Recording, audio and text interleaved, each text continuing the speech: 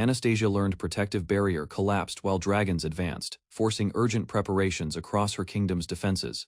Facing advisors, Anastasia calmly acknowledged enemies breached Infinity Prism, confirming expectations. Anastasia unleashed devastating meteor storm, summoning blazing projectiles that crashed toward approaching dragon forces across skies. Dragons roared desperately as countless meteors struck formations, overwhelming aerial ranks and defenses throughout the battlefield. Reports confirmed 80% losses, while observers praised Anastasia's power against entire armies, securing remarkable dominance. Anastasia confronted Dragon King Naga directly, sensing intentions behind his appearance while maintaining composure. Elven observers detected overwhelming magical energy, realizing Naga had activated the Dragon King's secret technique. Naga launched Heavenly Dragon King Cannon, threatening Eternal Heart while attendants urged Anastasia's retreat. Refusing withdrawal, Anastasia invoked Ultimate Magic, combining ancient knowledge and immense power against danger. Anastasia released Violet Nova decisively, unleashing catastrophic energy toward Naga's attack. Anastasia's Violet Nova collided with Naga's attack, creating a blinding explosion that consumed everything. Anastasia lost consciousness during the clash, her exhausted body falling through unknown space. Awakening beside crashing waves, Anastasia found herself stranded before a vast unfamiliar shoreline. She searched desperately for companions, calling trusted subordinates, while finding only silence across island. Considering possibilities, Anastasia planned returning home, until a terrifying roar suddenly echoed nearby.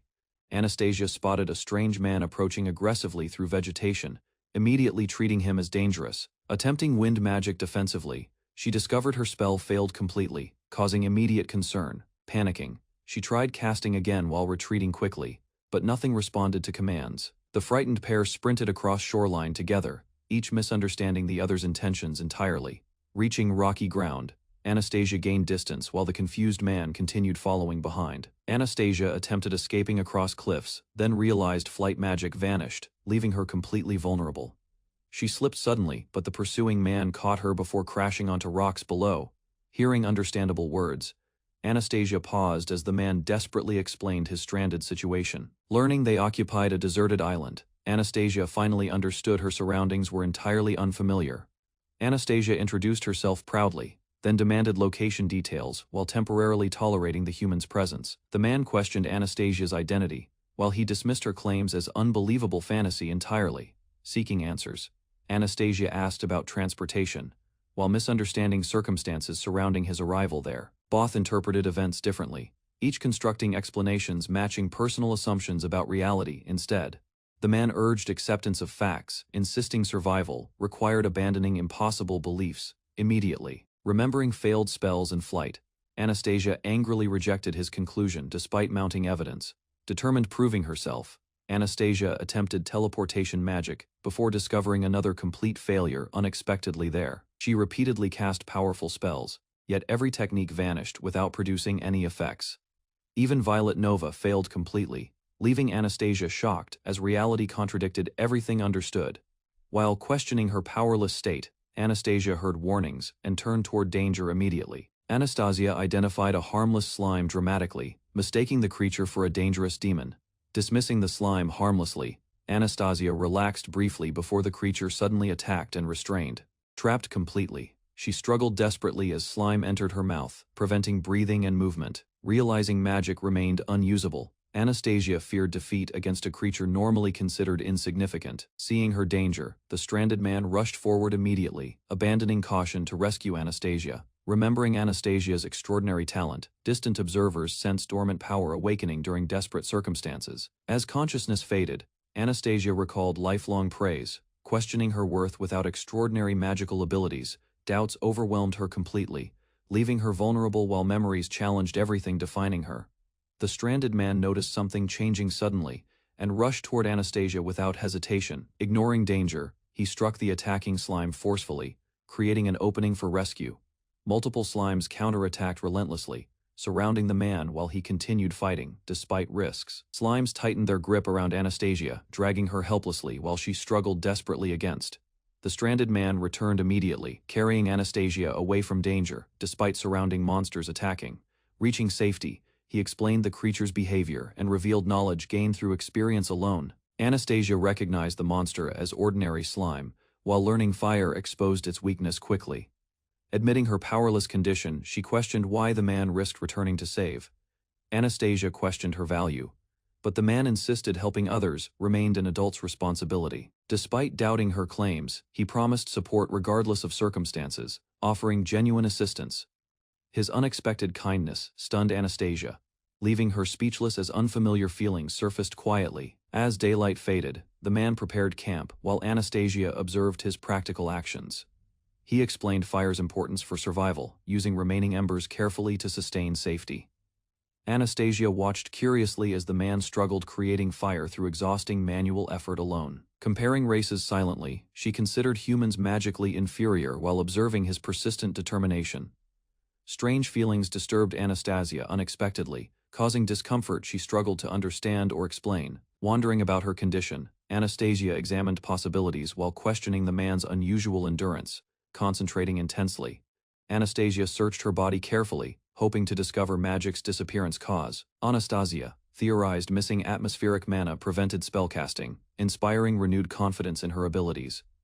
Concentrating carefully, she sensed faint mana and celebrated, believing magical power remained accessible. She proudly cast Meteor Storm, expecting devastating destruction while demonstrating recovered magical capability confidently.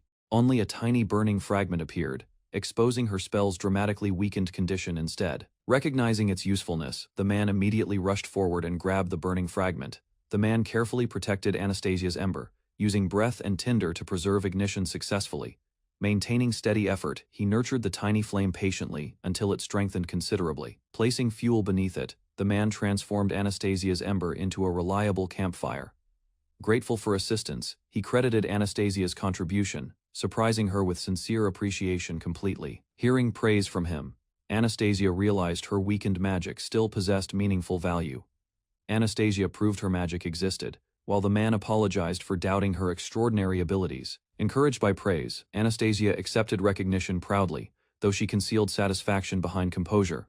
The man explained her assistance simplified survival, promising reliance on her regularly during future campfire tasks. Excessive magical strain exhausted Anastasia quickly, causing collapse despite her cheerful expression beside the campfire unexpectedly.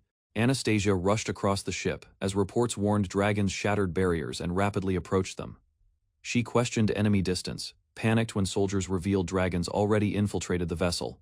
Teeny dragons suddenly appeared before her, striking her while she struggled understanding. Overwhelmed by miniature dragons, Anastasia desperately requested reinforcements, treating their attack as severe emergency. Exhausted from chaos, she collapsed curled upon the ground, still mumbling requests for reinforcements. Anastasia awakened suddenly, realizing island hardships were real memories rather than dreams from exhaustion. She reflected on failed escape attempts, accepting limited magic forced continued survival there alone.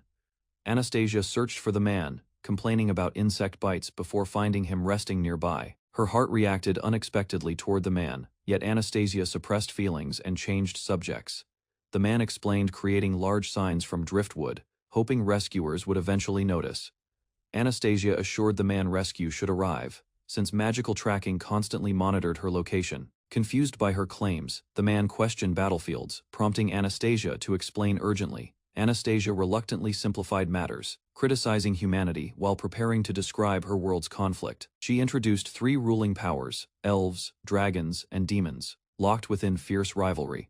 Anastasia revealed nations fought endlessly over the Eternal Heart, a crystal containing limitless mana. Anastasia warned obtaining the Eternal Heart would grant dominance, expecting rescue forces searching soon. Remembering her condition, Anastasia admitted severe thirst and politely asked the man for water. The man apologized, explaining available coconuts were gone, despite abundant fruit during arrival. Shocked, Anastasia learned no water remained, while the man described exhausting previous supplies. Anastasia accepted waiting for rescuers, believing assistance approached, despite magic remaining nearly unusable. Anastasia realized weak mana prevented tracking magic, meaning rescuers could no longer locate her. The man suggested searching physically, while Anastasia worried rescue efforts would require considerable time. Growing dehydrated and dizzy, Anastasia suddenly remembered a possible source of water nearby. The man recalled discovering a water pool earlier, convincing Anastasia survival required immediate action. Determined to endure independently, Anastasia followed the man through dense wilderness, seeking water. Walking through wilderness, the man noticed Anastasia stepped painfully on debris, prompting him to inspect injuries. Anastasia examined his foot, confirming a minor scratch while becoming visibly embarrassed. Questioned about footwear, Anastasia explained levitation. Magic usually replaced walking, making shoes unnecessary. She suddenly collapsed forward from exhaustion, causing the man immediate concern for her. The man warned dehydration and heavy clothing worsened her condition, yet Anastasia stubbornly refused.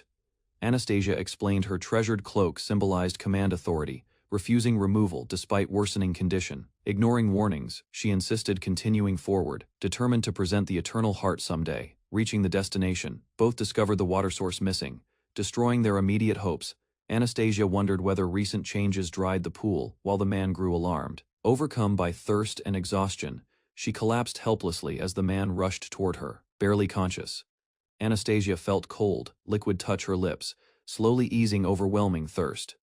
The man carefully fed collected water, allowing Anastasia to recover strength and awareness. Supporting her closely, the man continued helping until Anastasia regained enough energy to respond.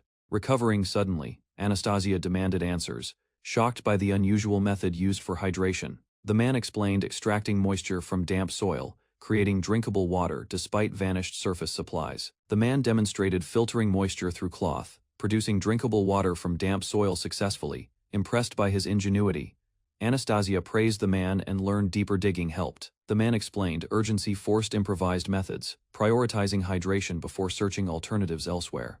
He shared remaining water fairly, assuring Anastasia safety while encouraging her continued recovery.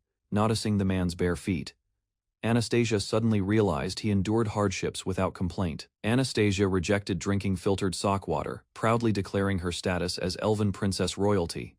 The man challenged her pride, arguing responsibility meant little without surviving current circumstances. He insisted fulfilling duties required preserving oneself, urging Anastasia to prioritize survival. Reflecting deeply, Anastasia realized risking her life for pride betrayed responsibilities entrusted to her. Embarrassed by his reasoning, Anastasia stood silently while the man clarified his intentions gently. Determined to change, Anastasia grabbed the sock water despite disgust, forcing herself toward survival. Seeing the man's battered feet, Anastasia realized he endured hardship without complaint repeatedly. Abandoning hesitation completely, Anastasia eagerly requested more water, astonishing the man immediately with her sudden determination. Ignoring the smell, Anastasia drank everything and vowed to survive regardless of humiliation or hardship from then. The man revealed collected water supplies, estimating 6 liters available for their immediate survival. He explained harsh conditions required significant consumption, meaning reserves would disappear within days. Anastasia noticed numerous containers and questioned their source, concerned about their unusual abundance. The man explained ocean currents carried discarded containers ashore, unsettling Anastasia despite practical benefits. Accepting reality reluctantly, she agreed necessity outweighed cleanliness concerns, while preserving precious water supplies. The man admitted severe hunger, surprising Anastasia while revealing neither had eaten anything. They headed searching for food before darkness arrived. Understanding water collection consumed valuable time. While walking together, Anastasia realized she still knew nothing about the man's identity. The man introduced himself as Shuden Daikiku, a teacher from Tokyo, pleasing Anastasia greatly. Anastasia misunderstood his profession as magical expertise, while Shuden clarified teaching language instead there. Anastasia praised Shuden's abilities, though he denied expertise and described himself modestly instead. Shuden explained survival hobbies taught useful knowledge, though experience remained limited and theoretical. Despite denying expertise, he promised protecting Anastasia and escaping together from danger safely. His words stirred Anastasia emotionally, leaving her flustered while blaming an imaginary condition. Continuing their search, Shuden inspected coastal rocks carefully, while Anastasia followed behind. Searching shoreline rocks, Shuden discovered something edible and called Anastasia over immediately there. He proudly revealed gathered shellfish, declaring the small sea creatures their meal for survival. Anastasia questioned choosing shellfish, despite abundant fish, doubting such unusual seafood completely instead. Shuden explained fishing required equipment, while shellfish offered easier nourishment and energy, refusing limitations. Anastasia rushed forward confidently, declaring her magic could catch fish effortlessly. Anastasia spotted fish beneath shallow waters, immediately preparing magic proudly to prove herself. Chanting confidently, Anastasia summoned powerful currents, creating a swirling prison around unsuspecting fish. Her spell trapped the fish successfully, leaving Anastasia delighted with her magical achievement. Anastasia ordered Shuden quickly collect the catch. While he celebrated her successful demonstration, Shuden rushed toward the spinning water prison, eagerly attempting securing their hard-earned meal. Shuden reached toward the trapped fish, but Anastasia's unstable spell burst apart unexpectedly. The explosion hurled Anastasia into seawater, leaving Shuden shocked while fish escaped freely. Realizing danger immediately, Shuden abandoned everything else and carried Anastasia onto shore carefully. Anastasia coughed weakly and struggled breathing, prompting Shuden to urgently check her condition. Shuden helped expel swallowed seawater, patting Anastasia's back until her breathing gradually steadied. Anastasia remained nauseous after swallowing seawater, while Shuden anxiously checked whether her condition improved. Explaining magical exhaustion and hunger, Anastasia recovered gradually until Shuden noticed something unexpected. Shuden spotted numerous shellfish covering a rock and immediately showed Anastasia the discovery with excitement. Though the fish escaped, Anastasia appreciated Shuden's effort and they gained abundant shellfish instead for their meal. Shuden raised a shellfish piece toward Anastasia, showing confidence while offering unfamiliar food. Anastasia watched nervously as Shuden dropped small shell fragments across the prepared meal before. Shuden sampled the dish first, explaining crushed shell pieces remained edible despite their texture. Anastasia hesitated while listening carefully, uncertain whether his unusual suggestion could truly work. Shuden described the flavor calmly, comparing it to snacks, encouraging Anastasia to taste some. Anastasia cautiously sampled Shuden's meal, studying its flavor while considering his unusual cooking method. The unfamiliar taste overwhelmed her instantly, causing a dramatic reaction while Shuden watched worriedly. He learned Anastasia lacked shellfish experience, explaining her surprise, despite enjoying the flavor. Anastasia described her forest upbringing, revealing a limited diet centered on gathered natural foods. Shuden reflected on Anastasia's weakness, linking her restricted eating habits to current struggles. Shuden discovered a remaining coconut, realizing another food source might help Anastasia's nutritional condition. He offered coconut water enthusiastically, hoping its contents would provide comfort and needed nourishment. Anastasia tasted the drink carefully, then expressed delight while appreciating its refreshing natural flavor. Discussing her background, she admitted extensive magical duties, left little experience with ordinary foods. She recalled studying magic inside palace libraries, remaining isolated from broader experiences beyond walls. Shuden promised Anastasia many enjoyable experiences beyond survival, hoping to broaden her limited worldview. Anastasia hesitated, reminding Shuden about her royal duties and the ongoing war threatening nations. Despite responsibilities ahead, she quietly admitted anticipation for those future experiences with Shuden. Examining the coconut, Anastasia noted its small size offered little nourishment for recovery efforts. Shuden considered her condition seriously, searching for practical ways to increase Anastasia's food intake. Shuden mentioned tapioca unexpectedly, leaving Anastasia confused while trying to understand his strange reference. He explained a popular drink concept, describing chewy pearls and drawing inspiration for food. Shuden proposed mixing snail meat inside coconut, believing the texture would improve consumption considerably. Anastasia listened silently, struggling to follow Shuden's unusual reasoning while holding the coconut. Shuden demonstrated the idea practically, causing the snail meat to slide smoothly through liquid. Anastasia swallowed the coconut mixture cautiously, then reacted sharply as an unexpected texture surprised her. Recovering gradually, she explained coconut flavor softened the snail taste, making consumption easier overall. Encouraged by improvement, Anastasia accepted another serving while the campfire illuminated their surroundings quietly.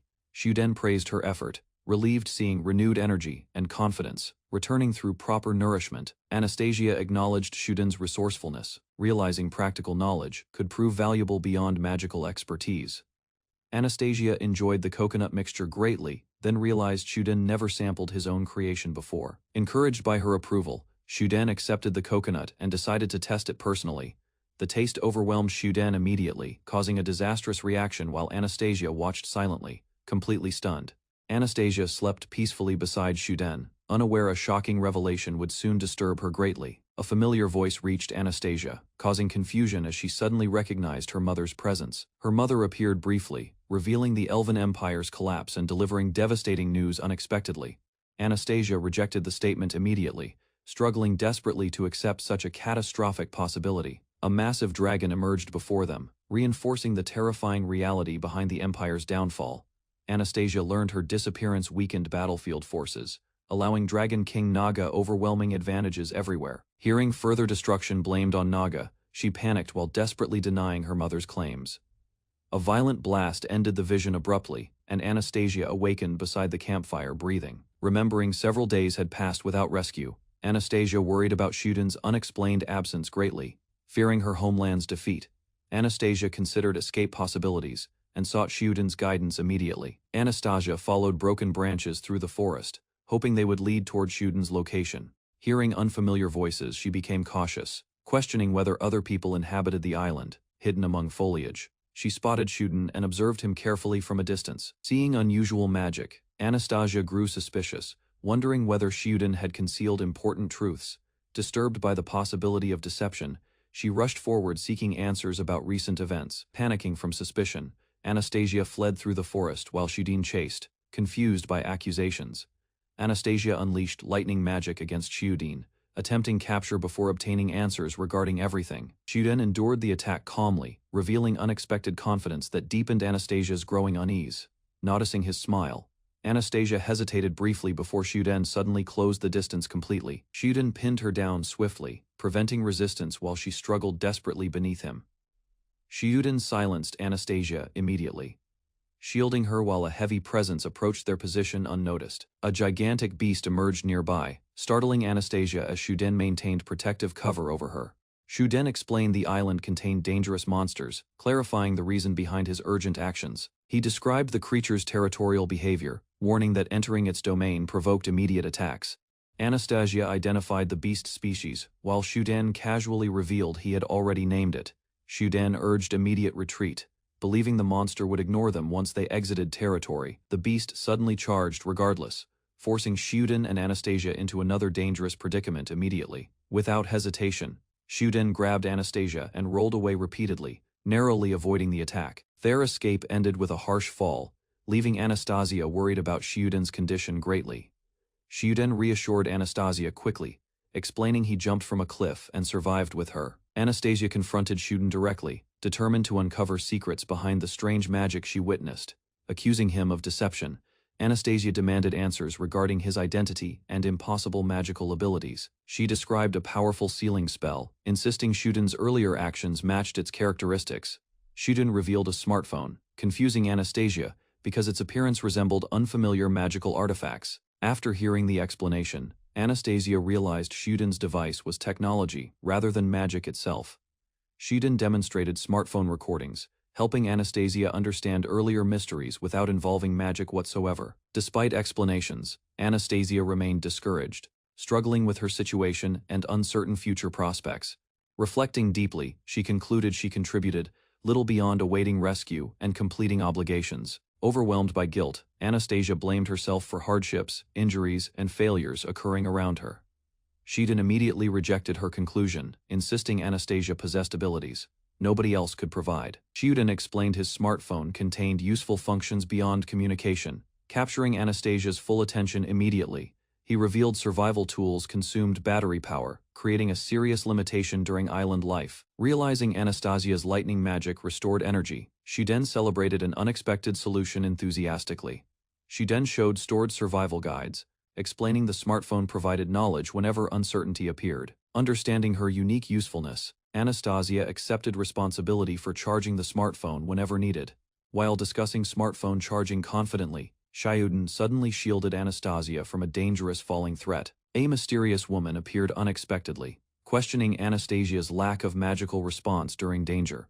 Recognizing the newcomer instantly, Anastasia froze in shock as Dragon King Naga revealed herself. Shuden shields Anastasia while recognizing Dragon King Naga, confronting an unexpected figure.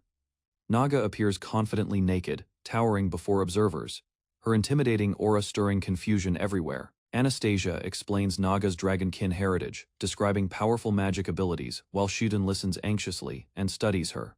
Further details reveal Naga rules dragonkin strength, dismissing concerns while questioning repeated disturbances from troublesome youngsters. Anastasia clarifies dragonkin customs, leaving Shuden embarrassed as Naga's unusual habits become understandable. Shuden notices Anastasia's injured neck, growing concerned while urging treatment and proper clothing for Naga. Naga confirms her identity, dismissing complaints casually, while Shuden examines Anastasia's condition. He angrily accuses Naga of endangering Anastasia. Believing her reckless strike nearly proved fatal, Naga suddenly advances toward them, prompting Xiuden to protect Anastasia, while preparing defensively against danger. Naga launches forward forcefully, startling onlookers as Xiuden reacts, immediately, expecting another violent confrontation. Naga grabs Anastasia playfully, questioning her missing magic, while Anastasia protests and struggles helplessly. Xiuden explains survival matters first, urging peace, because conflict benefits nobody stranded together here. Naga reveals decades of dueling obsession, viewing Anastasia as her sole source of enjoyment. Curious about Anastasia's weakened state, Naga proposes warming up while demanding another magical contest. Ignoring objections completely, Naga lifts Anastasia forcefully, leaving Xiuden shouting desperately for restraint. Xiuden steps forward protectively, separating Naga from Anastasia while refusing intimidation despite visible injuries. Naga questions his courage, but Xiuden firmly orders Anastasia away from impending danger. Angered by resistance, Naga abandons restraint entirely and declares Xiuden her immediate target. Naga attacks ferociously, unleashing overwhelming force while Xiuden braces himself against devastating impact. Xiuden lands a counterattack, unexpectedly, staggering Naga briefly and disrupting her relentless momentum. Anastasia watches Xiuden closely, while Naga becomes unsettled after being struck by an ordinary human. She questions Xiuden's background, unable to understand how someone challenged Naga successfully alone. Xiuden recalls working within a harsh school where violence dominated daily life and authority, responsible for discipline. He confronted dangerous students personally, relying upon strength to maintain order. Seeking guidance, Xiuden learned harsh measures remained accepted during chaotic eras, plagued by violence. Xiuden reveals his harsh background, standing firm despite injuries while recalling relentless disciplinary battles. Anastasia realizes he understands combat, though he dislikes violence and prefers preventing greater harm. Naga questions his reasoning, remaining unconvinced while Xiuden refuses backing down from confrontation. Excited by resistance, Naga announces preliminary preparations and approaches Xiuden with renewed enthusiasm. Declaring a warm-up, she charges aggressively toward Xiuden, eager to continue their escalating battle. Naga unleashes Dragon Claw Burst, creating destructive shockwaves while Xiuden narrowly avoids direct damage. Xiuden witnesses shattered terrain, struggling to comprehend the overwhelming force generated by Naga. Naga attacks relentlessly, again, prompting Xiuden to wonder whether Dragonkin possess magical abilities. She breathes flames unexpectedly, shocking Xiuden, and proving her monstrous power exceeds expectations greatly. Delighted by resistance, Naga urges continuation while Xiuden considers retreat against her terrifying strength. Xiuden analyzes Naga's movements, explaining her reckless style differs greatly from disciplined combat methods. Anastasia interprets the situation, suggesting Naga restrains herself because concern for her servant limits effort. Naga angrily rejects the claim, declaring overwhelming superiority while Xiuden remains confused. Ground tremors spread around Xiuden as Naga promises transformation, prompting him to maintain composure. Naga reveals a gigantic dragon form, leaving Xiuden stunned as the confrontation reaches a terrifying climax. Xiuden stared in shock as Dragoness King Naga appeared, declaring humans worthy sacrifices. Naga advanced confidently, promising destruction next, while Xiuden braced himself and Anastasia watched anxiously. Expecting danger, Xiuden reacted instantly, colliding against Naga's attack and stopping momentum completely through sheer force. Anastasia explained humans store mana internally, enabling transformations even across magically deprived regions and harsh conditions. Mana depletion weakened Naga severely, preventing transformation abilities, leaving her vulnerable. Naga demanded answers about her weakness, while Anastasia concluded Xiuden possessed genuine victory chances. Refusing humiliation, Naga denied human interference and lunged forward aggressively, determined to prove superiority. She unleashed a fierce strike, challenging Xiuden directly, while relying solely upon remaining strength. Xiuden barely reacted before Naga's attack closed distance rapidly, forcing immediate defensive. Their fists clashed repeatedly as Xiuden realized Naga's natural physical power remained overwhelmingly formidable. Xiuden sensed danger immediately as Naga seized an opening, forcing him into sudden vulnerability again. Naga trapped him tightly against her chest, attempting control while he searched escape routes. Exploiting momentum, she hurled Xiuden away forcefully, creating distance and disrupting his balance. Anastasia checked Xiuden quickly, relieved he avoided serious injury despite bleeding from his nose. Xiuden dismissed concerns casually, while Anastasia compared his endurance against demanding survival conditions endured. Xiuden struck himself deliberately, shocking Anastasia while Naga grinned, recognizing a significant change immediately. Activating Mad Spirit Awakening, he boosted physical abilities through pain, enduring impacts without hesitation. Naga welcomed his determination eagerly, while Shuden prepared exhausting remaining mana for battle. She attacked again, but Shuden focused briefly on her strange gesture during combat. Shuden blocked forcefully, shattering wooden debris apart as Naga pressed forward with relentless aggression. Shuden warned Naga's dragon claws remained dangerous, while Anastasia realized ordinary defenses offered little protection. Shuden noticed something approaching unexpectedly, drawing attention away from Naga's relentless offensive pressure. Naga lunged confidently, but Shuden seized the opportunity and grabbed the incoming object midair. Recognizing an elven magic knife, Shuden blocked Naga's claw before launching a counterattack swiftly. Shuden's punch connected decisively, leaving Naga stunned and speechless as momentum shifted dramatically. Seizing the opening, Shuden drove a powerful punch forward, striking Naga with overwhelming force. Naga crashed backward from impact, stunned completely, while Shuden remained ready for resistance afterward. Confirming victory, he suggested restraining unconscious Naga quickly before she regained awareness unexpectedly. Faced with Naga's condition, Shuden hesitated awkwardly, uncertain how restraint should be handled. Anastasia noticed his concern immediately, becoming irritated while interpreting his attention toward Naga. Shuden returned Anastasia's knife respectfully, recognizing its value after relying upon improvised weapons repeatedly. Anastasia questioned his assumptions calmly, explaining her silence never reflected anger toward anyone. Holding the knife carefully, she revealed emotional reasons behind keeping the treasured weapon close. Shuden listened seriously, while Anastasia described survival, responsibility, and maintaining strength through meaningful possessions. Anastasia revealed her mother's talisman served as protection and final resort during wartime hardships. Anastasia entrusted her mother's talisman knife to Shuden, believing it would improve their survival. Shuden questioned accepting such value, yet Anastasia answered confidently and placed faith within him. Anastasia explained the knife could secure their future, expressing unwavering trust in Shuden. Shuden promised cooperation and escape, accepting responsibility while reassuring Anastasia with determination completely. Naga suddenly awakened, admitting Shuden's punch remained memorable, while interrupting their heartfelt exchange. Naga admitted defeat gracefully, praised Shuden's strength, then surprised everyone by approaching him with confidence. Suddenly after waking, smiling directly at Shuden, Naga boldly requested bearing his child, leaving Anastasia shocked and speechless by the proposal. Anastasia froze in disbelief, her eyes widened dramatically after hearing Naga's unexpected declaration toward Shuden. Naga proudly explained Dragonkin traditions, while Anastasia reacted loudly as Shuden endured awkward confusion. Claiming defeat proved Shuden's strength, Naga justified selecting him according to Dragonkin customs and traditions. Anastasia rejected Naga's reasoning, yet Naga enthusiastically demanded Shuden accept her prestigious proposal. Shuden listed survival hardships, arguing childbirth and parenting remained unrealistic under their circumstances.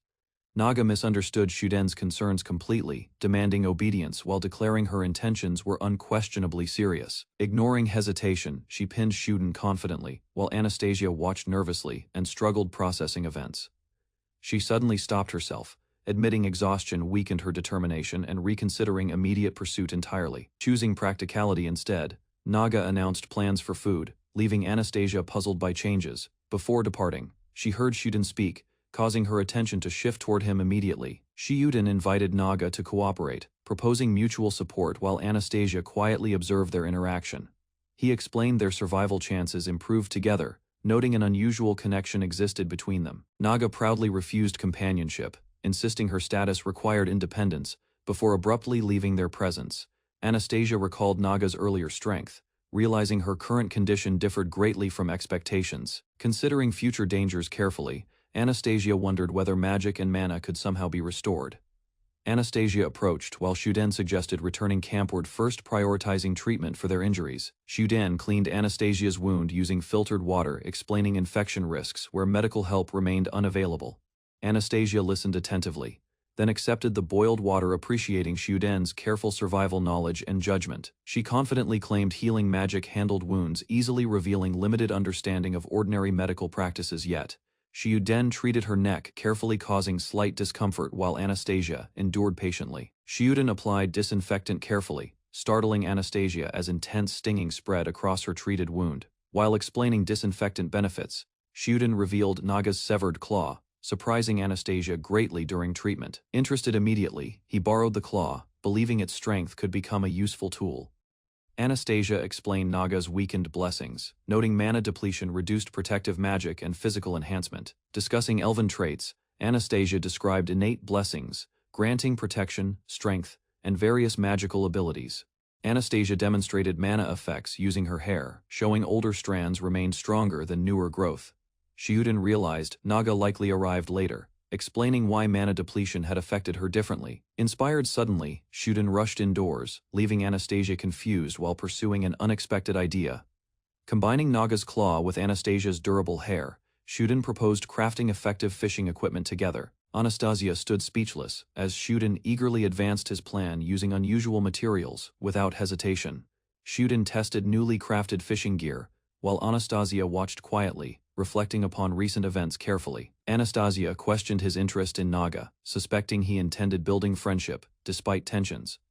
Shiuden mentioned their unusual connection, prompting Anastasia to explain long-standing rivalry between clans historically. Anastasia recalled countless duels where she and Naga fought fiercely, yet neither secured victory. Understanding gradually formed. Shiuden realized Naga's obsession stemmed from finding an equal opponent finally. Asked unexpectedly about age, Anastasia revealed her years, then scolded Shiuden for asking rudely. She explained her influence over wartime affairs, while Shiuden reconsidered assumptions about elven lifespans. Despite responsibilities in history, she admitted spending time with Naga remained completely unthinkable.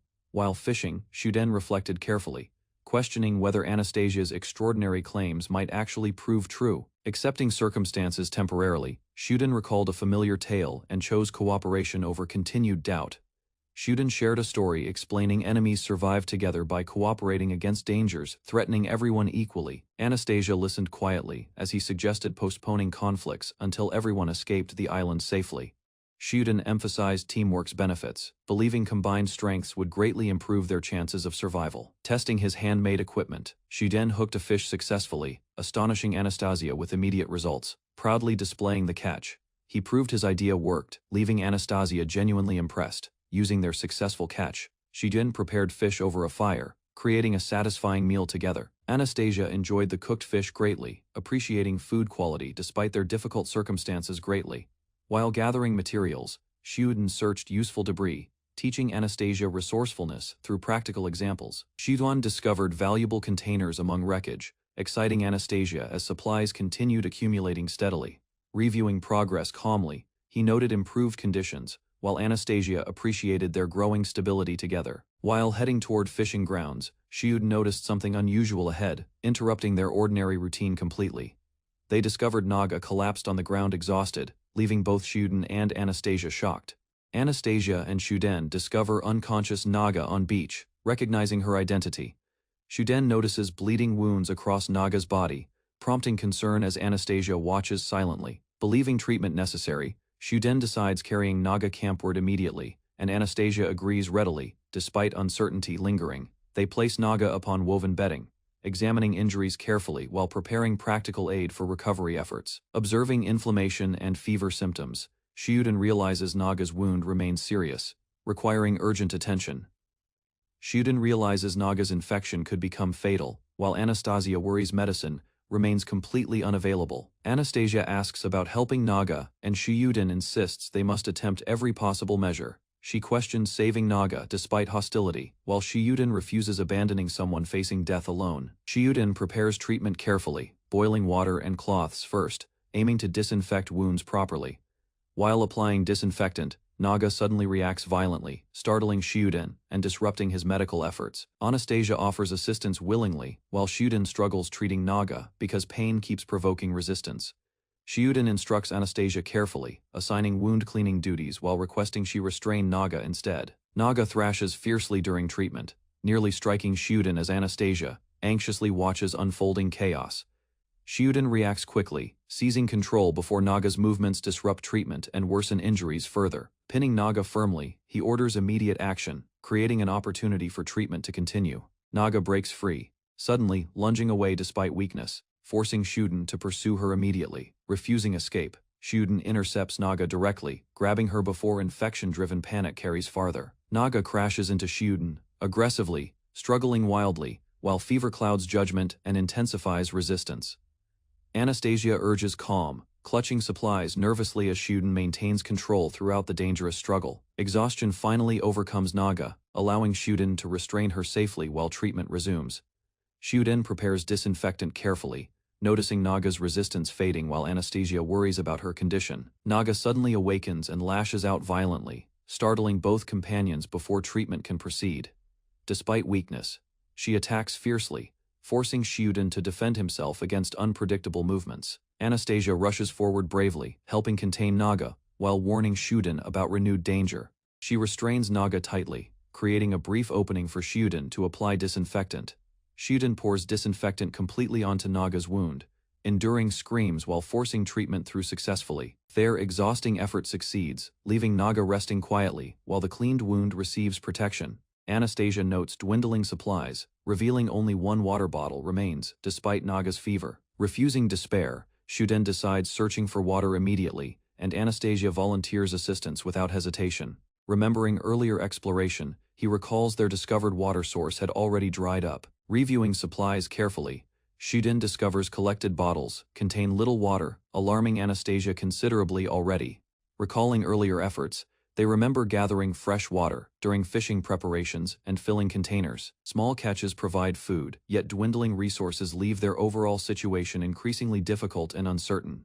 Shuden prioritizes Naga's recovery, giving precious water despite shortages while Anastasia observes. Anastasia worries Shuden neglects himself completely, fearing exhaustion might overcome him before Naga recovers. Shuden checks Naga's temperature carefully, while Anastasia misunderstands his actions and reacts with surprise. Demonstrating properly, Shuden confirms Naga's fever remains severe. Explaining his assessment method clearly, Anastasia questions his compassion, wondering why he helps Naga despite previous hostility shown. Time passes without improvement, and Naga's fever persists despite every treatment they attempted. Shuden concludes, ordinary care cannot cure Naga, explaining antibiotics remain urgently necessary. Now Shuden explains infection overwhelms Naga's body, while antibiotics normally prevent bacteria from worsening conditions. Without medicine available, Naga must rely entirely on natural recovery. Despite extremely poor odds, Anastasia suddenly remembers another possible solution, giving Shuden renewed hope for saving Naga. She explains magical protections normally resist disease, though Naga currently lacks sufficient mana. Realizing mana could restore protective magic, Shuden sees a potential path toward curing Naga. Anastasia explains humans lack magic power, while Naga requires external mana to restore protective magic and health. Shuden eagerly accepts, but Anastasia warns transferring energy converts life force and demands careful thought before proceeding. Maintaining contact for extended periods and repeated transfers becomes necessary for treatment success against the infection. Anastasia reveals collapse risk and dwindling supplies. Shuden still considers sacrifice to save Naga from death. Anastasia, Shuden, and Naga faced a critical crisis, realizing their survival chances were rapidly diminishing. Shuden assessed resources carefully, agreeing Anastasia's concern held merit since supporting everyone remained difficult. He considered magical conversion possibilities, believing physical energy could become magic, solving shortages. Anastasia addressed Shuden as he prompting reflection until a practical solution surfaced within his mind. He proposed desalination using seawater and buckets, then questioned methods for collecting steam efficiently. Shuden examined available tools carefully, then realized their gathered materials already enabled his plan. He explained seawater distillation simply, showing Anastasia how steam could become drinkable water safely. Shuden repurposed chair legs as pipes, arranging components carefully to guide steam effectively. He modified the chair and assembled everything together, completing a functional distillation apparatus successfully. Confident in his invention, he requested seawater immediately while Anastasia hurried to assist promptly. Water condensed through Shuden's apparatus successfully, filling bottles gradually while proving the design functioned. Shuden inspected collected water carefully, estimating steady production and confirming dependable results for survival. Anastasia tasted the water cautiously, while Shuden encouraged her evaluation of the experiment. Reacted with surprise, Anastasia recognizing genuine freshwater and understanding Shuden's method achieved success. She praised the invention, while Shuden explained resourceful thinking revealed hidden uses within materials. Shuden explained survival required adaptability, encouraging Anastasia to value flexibility over rigid expectations always. Anastasia questioned food supplies, While Shiuden recognized water issues ended yet nourishment remained uncertain. He proposed trapping prey for provisions, then urgently called Anastasia to discuss assistance. Shiuden revealed a plan helping Naga recover while gathering resources, requesting Anastasia's strength. Anastasia agreed reluctantly, promising cooperation and spell cancellation. Though concern lingered regarding Naga's condition, Shiuden gathered everyone mentally, announcing a strategy meeting while preparing their next survival objective. Anastasia tended Naga carefully beside camp, maintaining care while monitoring ongoing recovery efforts. Shiuden constructed traps and baskets diligently, setting equipment across wilderness areas for gathering. Returning from work, he carried collected resources, while Anastasia remained beside their campsite. Their meal succeeded wonderfully, and Anastasia enjoyed nutritious food supporting strength and recovery. Anastasia enjoyed the meal greatly, and Shiuden felt encouraged seeing her satisfied reaction afterward. Naga remained unconscious while receiving nourishment, as Shiuden and Anastasia continued supporting her recovery. Shiuden reviewed supplies carefully, confirming successful water production and measuring resources for everyone. He noted improvements remained possible, though current freshwater output already supported their needs. Shiuden explained completed traps and markers, expecting captured prey soon through preparations already made. Shiuden observed Naga's lingering fever, concluding stronger magic remained necessary despite gradual improvement signs. Anastasia prepared a healing circle around Naga. While Shiuden watched the ritual carefully, she instructed Shiuden regarding treatment procedures, explaining requirements before beginning magical restoration efforts. Anastasia revealed direct physical contact transferred magic most efficiently within their current circumstances available. Focused solely on saving Naga, Shiuden suppressing distractions, while carrying out necessary treatment. Shiuden held Naga closely, transferring energy continuously while enduring discomfort to support her recovery. Anastasia performed powerful healing magic, channeling vast energy toward Naga through an elaborate ritual. The spell continued steadily, while Anastasia concentrated deeply and maintained magical flow without interruption. She reflected uneasily, questioning unfamiliar emotions arising within her. Despite completing demanding magic, seeing Shiuden assist Naga devotedly, Anastasia became irritated and voiced dissatisfaction with his attention. Anastasia questioned Shuden's devotion, reflecting upon sacrifices he made protecting companions, despite personal risks. Remembering past kindness, she reaffirmed trust in Shiuden, recognizing his dependable character and intentions. Morning arrived as exhausted Shiuden struggled moving, feeling drained from extensive magical transfer. Naga regained consciousness unexpectedly, leaving Shiuden startled when she awakened directly beside him, confused and embarrassed. She questioned circumstances while Shiuden reacted nervously to her sudden recovery. Weakened Shiuden realized danger immediately, lacking strength to resist Naga's impulsive actions and advances. Naga ignored warnings completely, acting on confusion and lingering instincts while Shiuden remained overwhelmed. Naga remained unusually attached toward Shiuden, leaving him alarmed while recognizing his exhausted condition. Shiuden realized weakness prevented resistance, while Naga observed him curiously without understanding circumstances fully. Anastasia returned carrying seawater, finding Naga resting comfortably against Shiuden, despite confusion lingering. She questioned their strange position, while Shiuden concealed embarrassment and avoided detailed explanations. Lacking confidence, physically, Anastasia reluctantly agreed attempting assistance despite limited strength available herself. Shiuden confirmed Naga's fever nearly vanished, bringing relief while Anastasia listened with cautious optimism. Exhaustion overwhelmed him completely, and Anastasia noticed his condition worsening despite successful healing efforts. Shiuden discovered he could barely move, realizing magical transfer had drained immense strength. Summoning determination, he finally sat upright before Anastasia, though fatigue still burdened him. Overcome by hunger, Shiuden admitted miscalculation, while Anastasia offered retrieving trapped prey herself. Shiuden hesitated briefly, then accepted Anastasia's proposal, despite concerns about her safety and abilities. Anastasia took his bag confidently, departing alone toward trap locations marked across terrain.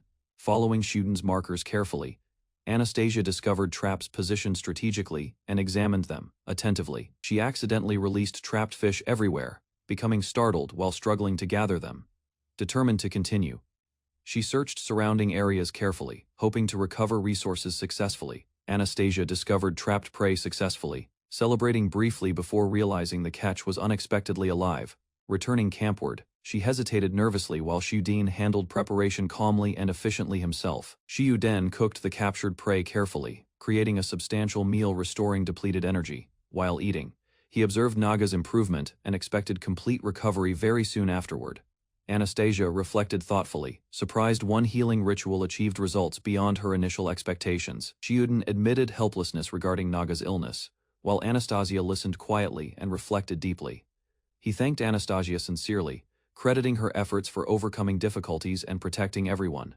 Awakened later, he realizing considerable time had passed while recovering from severe exhaustion. Naga suddenly approached Anastasia aggressively, leaving both startled while Shiuden reacted with alarm.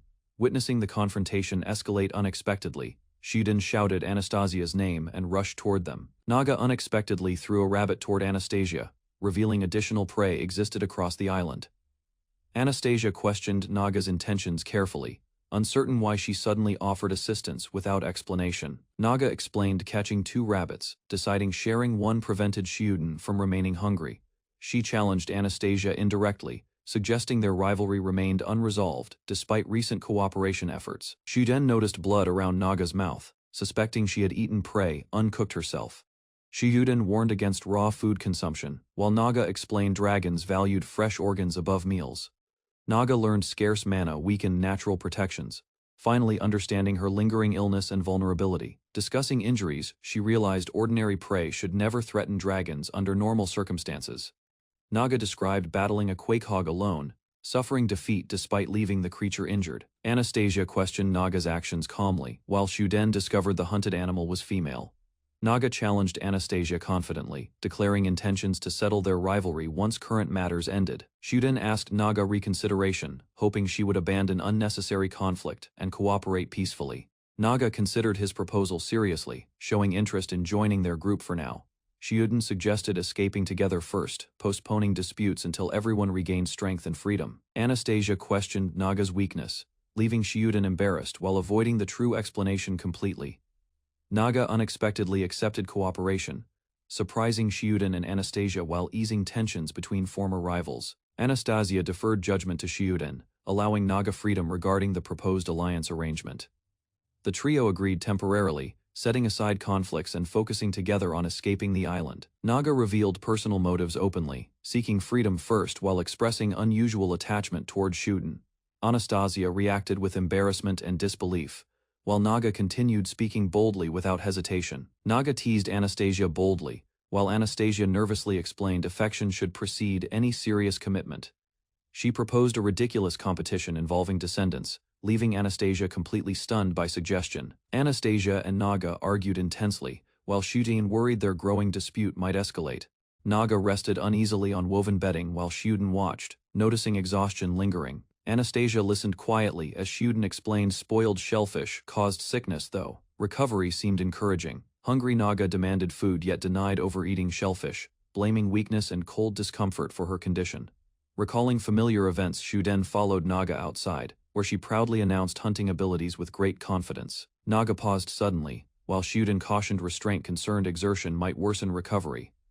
Naga ignored Shuden's warning, lunging into seawater confidently, while demonstrating remarkable speed. Shiuden watched astonished as Naga surfaced proudly, displaying a fish caught through pure physical ability, holding another catch. Naga spotted larger prey farther away, and immediately pursued greater hunting success. She chased increasingly massive fish, excitement growing rapidly while determination overshadowed caution. Her strength suddenly failed, leaving Naga collapsed ashore while Shiuden and Anastasia rushed over concerned. Naga's reckless hunting finally overwhelmed her body, leaving her coughing violently while Shiuden supported her. Anastasia covered her mouth, quietly watching Naga's miserable condition while concern replaced earlier amusement embarrassed. Naga noticed strange looks, while Anastasia departed seeking fresh water supplies. Naga questioned her weakness bitterly, frustrated because extraordinary power offered little control over endurance. Shiuden reviewed supplies, realizing available fish, plants, crabs, and game remained insufficient for everyone. While discussing Naga's condition, Anastasia suddenly arrived alarmed, reporting serious trouble threatening their campsite. The group discovered scattered debris everywhere, finding extensive damage across campgrounds. Examining footprints carefully, Shiuden realized a pig caused destruction, suggesting unfamiliar activity across territory. Anastasia urged immediate departure, believing remaining there invited danger and increased risks for everyone. Accepting her warning, Shuden decided relocating their base offered the safest response under circumstances. Inspecting ruined supplies, Shuden learned damaged containers and destroyed bottles greatly worsened their survival situation. Furious over trespass, Naga prepared pursuit immediately, viewing the destruction as a direct challenge. Ignoring caution, she demanded confrontation, convinced eliminating the culprit prevented further attacks against camp. Shuden reflected, recognizing the boar's territory expanded steadily, despite previous efforts avoiding encounters. The enormous boar appeared before them, forcing Shuden, Anastasia, and Naga into a tense standoff. Shuden studied the massive boar carefully, realizing confrontation became unavoidable, despite avoiding its territory previously. Anastasia warned failure meant death, while Naga remained composed facing the dangerous threat ahead. Remembering Quakehog feared fire, Anastasia suggested rekindling flames, giving Shuden a possible strategy. Shuden hurriedly attempted preparations, struggling under pressure while Anastasia watched his efforts calmly. Seeing their difficulties, Naga grabbed responsibility confidently, determined to demonstrate superior survival skills herself. Determined to help, Naga rubbed sticks furiously, refusing to accept defeat before the Quakehog. Anastasia watched expressionlessly while Naga struggled, realizing confidence alone could not create flames successfully. Naga persisted stubbornly beside Shuden, exhausting herself further, while desperately forcing sparks from friction. Tiny smoke finally appeared, prompting excitement from Naga, who immediately boasted about real fire. Ignoring Shuden's warning, Naga continued overexerting herself. Driven completely by pride and determination alone, Naga ignored exhaustion again, forcing herself further until violent coughing interrupted her reckless persistence. Still delirious from overexertion, she proudly claimed success while accidentally creating trouble around herself. Anastasia gathered magical energy calmly, preparing a reliable fire source unlike Naga's chaotic attempts. A small flame appeared above the prepared wood, drawing attention as Anastasia continued casting. Anastasia completed her spell confidently, shaping fiery power into a weapon intended against Quakehog. Anastasia demonstrated Ignis Orb successfully, striking a tree and proving fire magic remained usable here. She explained, island magic borrowed existing elements, allowing practical spells without consuming excessive mana. Anastasia identified Quakehog's weakness to fire, though confronting powerful monsters still carried significant danger. Naga praised Anastasia enthusiastically while Shuden listened carefully, considering their chances against Quakehog ahead. Eager for battle, Naga demanded action, but Shuden prioritized planning before risking a confrontation. While discussing strategy, Naga focused elsewhere, fiddling curiously as Anastasia listened beside Shuden quietly. Shuden revealed his shaved beard, leaving Naga startled and briefly unable to recognize him at all. Anastasia admired the cleaner appearance, but Naga reacted loudly, questioning her unusual reaction and judgment entirely. Night arrived, and the trio advanced together, launching their operation against Quakehog with determined resolve and focus. Quakehog's damaged gaze sharpened suddenly, sensing movement through undergrowth. Naga stepped into view before the beast, standing confidently despite danger surrounding her. Taunting its wounded pride, Naga provoked Quakehog deliberately, drawing an enraged charge toward herself without hesitation.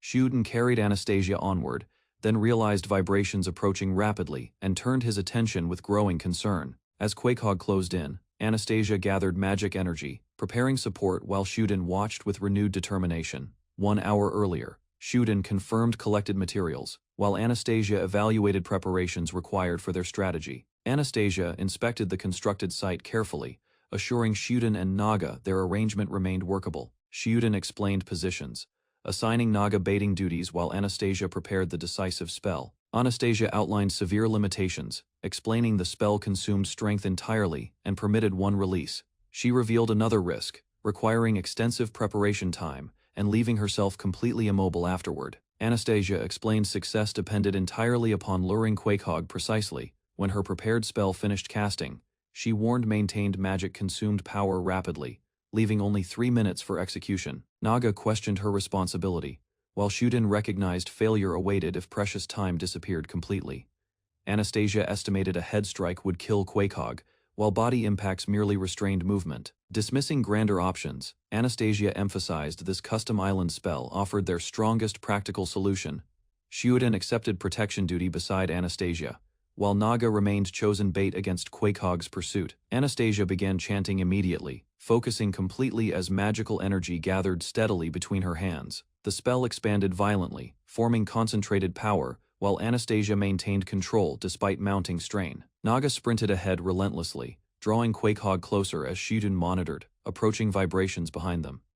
Sensing danger suddenly, she reacted sharply during pursuit, recognizing an unexpected threat emerging ahead. Naga stumbled unexpectedly as Quakehog burst through debris behind her, closing distance with frightening speed. Angered further, she challenged Quakehog directly, refusing humiliation, while continuing the dangerous chase onward. Waiting anxiously, Shiyuden noticed unusual delays and questioned why Naga abandoned their planned route.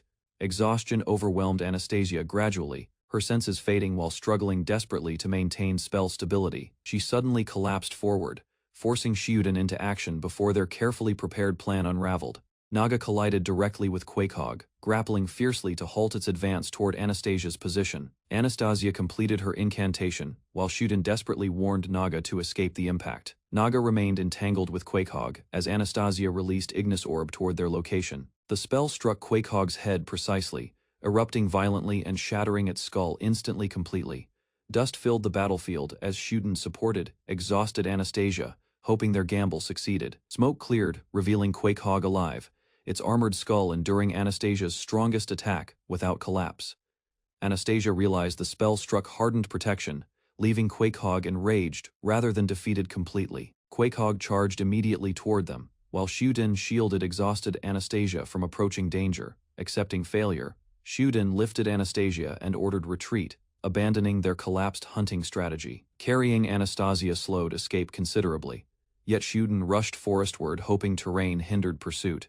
Shiyuden fled carrying unconscious Anastasia, yet Quakehog shattered forest obstacles relentlessly and closed distance rapidly. Sensing danger, Anastasia awakened, reaching outward helplessly, while noticing Shiyuden's desperate expression clearly before her eyes. Refusing surrender, Shiyuden charged Quakehog directly, striking fiercely and risking himself to protect Anastasia from harm.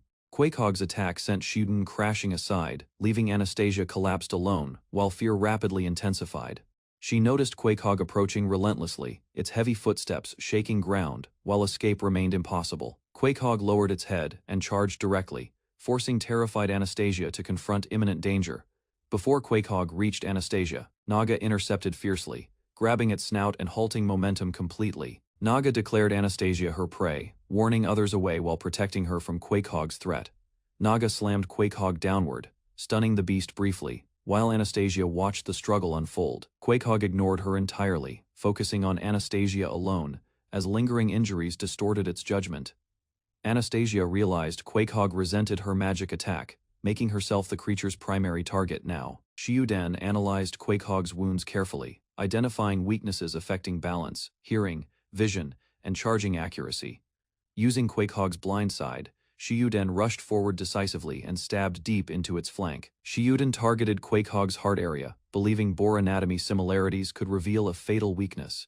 His desperate thrust fell short, leaving Quakehog wounded yet alive, while frustration surged immediately. Quakehog reacted unexpectedly, shifting direction and trapping Shiyuden beneath its massive body instead. Pinned under crushing weight, Shiyuden struggled desperately, as Quakehog pressed harder against his body. Anastasia watched helplessly, while Shiyuden gasped for air, realizing his condition was rapidly worsening. Anastasia desperately called for help, while Naga struggled nearby as Shiyuden remained trapped underneath. Despite exhaustion and injuries, she forced herself upright, determined to save Shiyuden somehow. Shiyuden resisted Quakehog's crushing pressure, bracing against a tree while searching for opportunities. He drove his weapon deeper into Quakehog's body, finally reaching a vital area successfully. Quakehog staggered away from Shiyuden, yet lingering hatred kept Anastasia firmly within its focus. After defeating Quakehog, Shiyuden checked himself while Anastasia sat quietly, still shaken by danger. Shiyuden reassured her gently, explaining the violent beast was dead and threatening nobody anymore. Relief overwhelmed Anastasia, and tears emerged as she admitted fear had consumed her completely. Shiyuden praised Anastasia's efforts and comforted her kindly, earning gratitude and renewed confidence, despite lingering injuries. While Shiyuden prepared Quakehog meat, impatient Naga demanded food. Shifting tensions toward recovery, Shiyuden roasted Quakehog tenderloin with mushrooms. Preparing a simple meal with companions, Naga eagerly sampled the skewers, savoring every bite enthusiastically before declaring the meal delicious and satisfying. While she devoured food noisily, Shuden offered thanks for Quakehog's sacrifice and nourishment to everyone present. Anastasia listened quietly as Shuden expressed gratitude, appreciating the gesture and shared survival. Anastasia thanked Shuden for the meal, leaving him surprised by her earnest reaction. Shuden and Anastasia enjoyed Quakehog meat peacefully until rustling sounds suddenly drew their attention. A mysterious demon woman appeared from the forest, weakly approaching camp while seeking food. Anastasia introduced the newcomer as Mylia Varnark, a demon princess descended from the Demon King. Shuden recalled warnings, describing demons as dangerous manipulators responsible for countless calamities across history. Naga opposed helping Mylia, arguing the stranger contributed nothing and had earned no reward. Mylia denied dangerous accusations, explaining hunger drove her actions while requesting food and understanding instead. During discussion, Mylia revealed magiclessness prevented independence, forcing reliance upon others for immediate survival. Mylia promised hard work without complaints, offering labor and dedication in exchange for shelter. Shuden considered her proposal carefully, while Anastasia acknowledged cooperation remained important for surviving.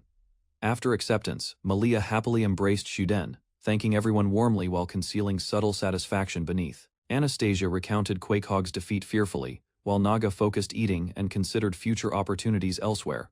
Mylia secretly reassured unseen allies, plotting recovery while maintaining appearances beside Shuden and companions. Shuden explained their movements remained restricted, because a violent stinging mohawk pig controlled surrounding territory. After defeating it, Shuden realized exploration could expand across island, revealing opportunities and resources. Mylia noted their group grew larger, while damaged equipment prevented continued water distillation efforts. Hearing the report, Shuden declared securing water remained their most important objective.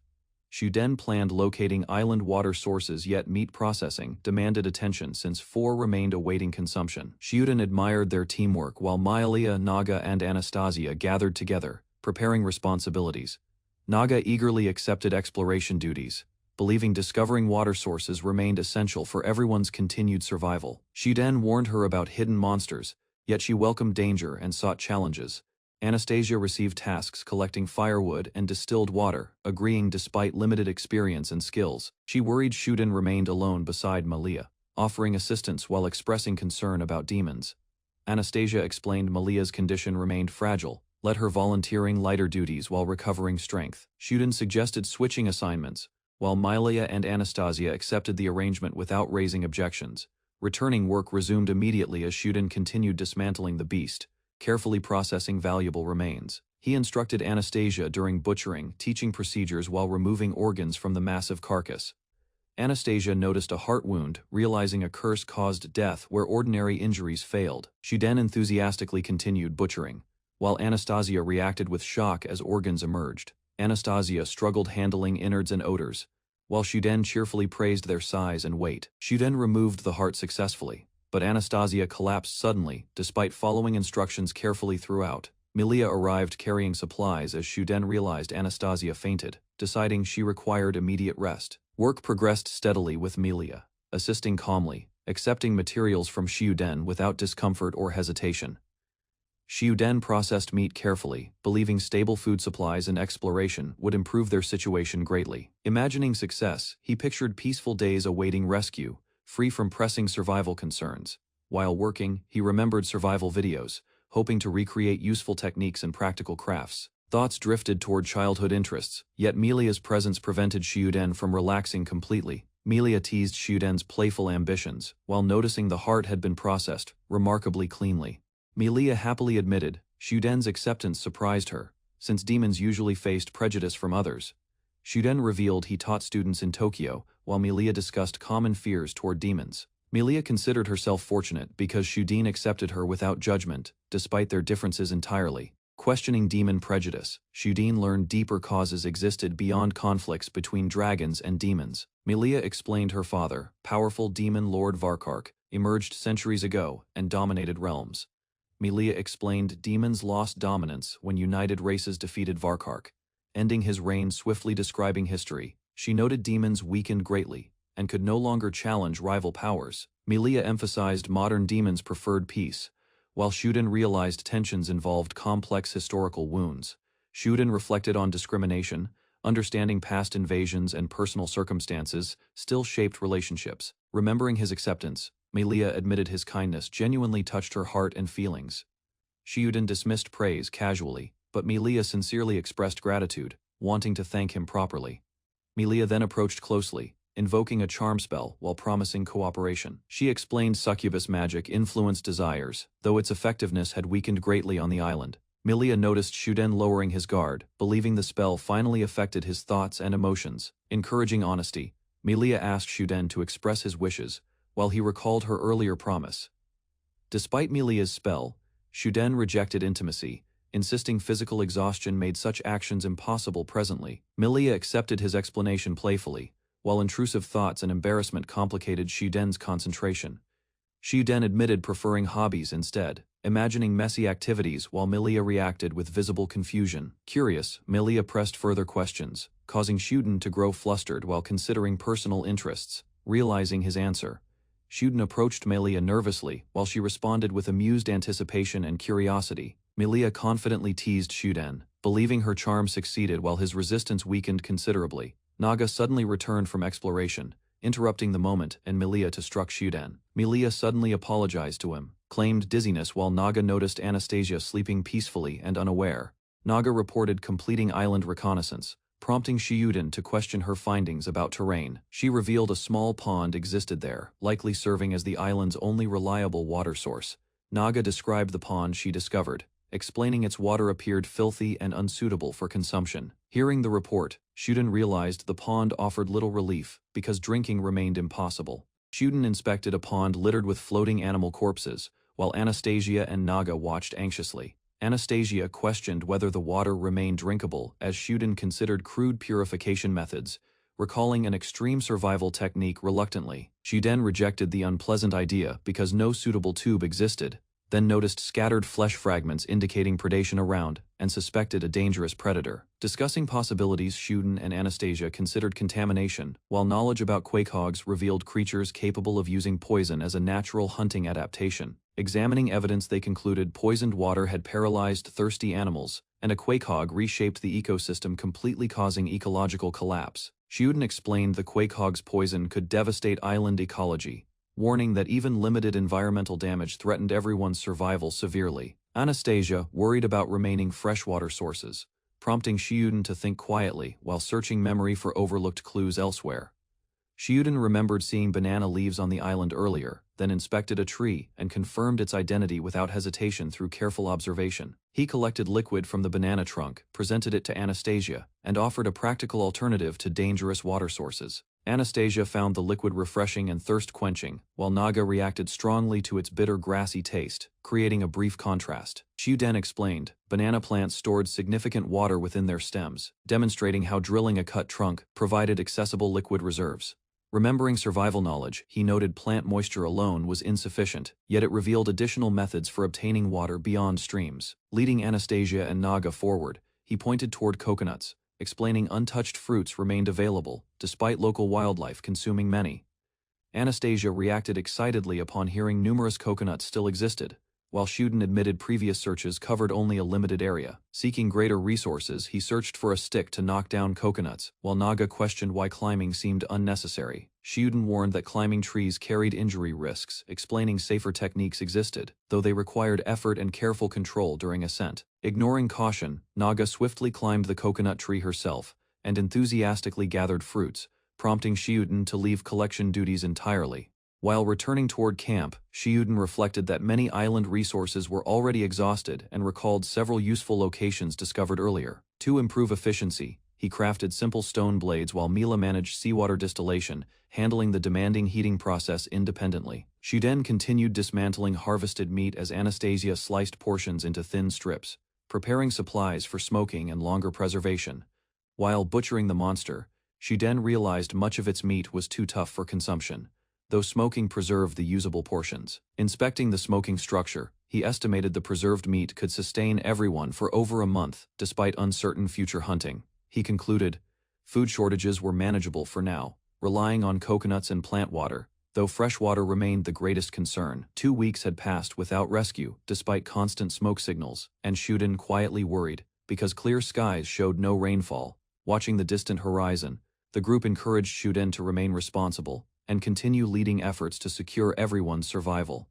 As darkness approached the forest, Anastasia worried about visibility, while Shuden noticed Naga had not returned despite nearing dinner time already. A sudden scream echoed through the island, instantly drawing attention and alarming the group as they recognized familiar distress. Realizing the voice belonged to Naga, Shuden rushed toward the sound while Anastasia followed closely through the darkening forest.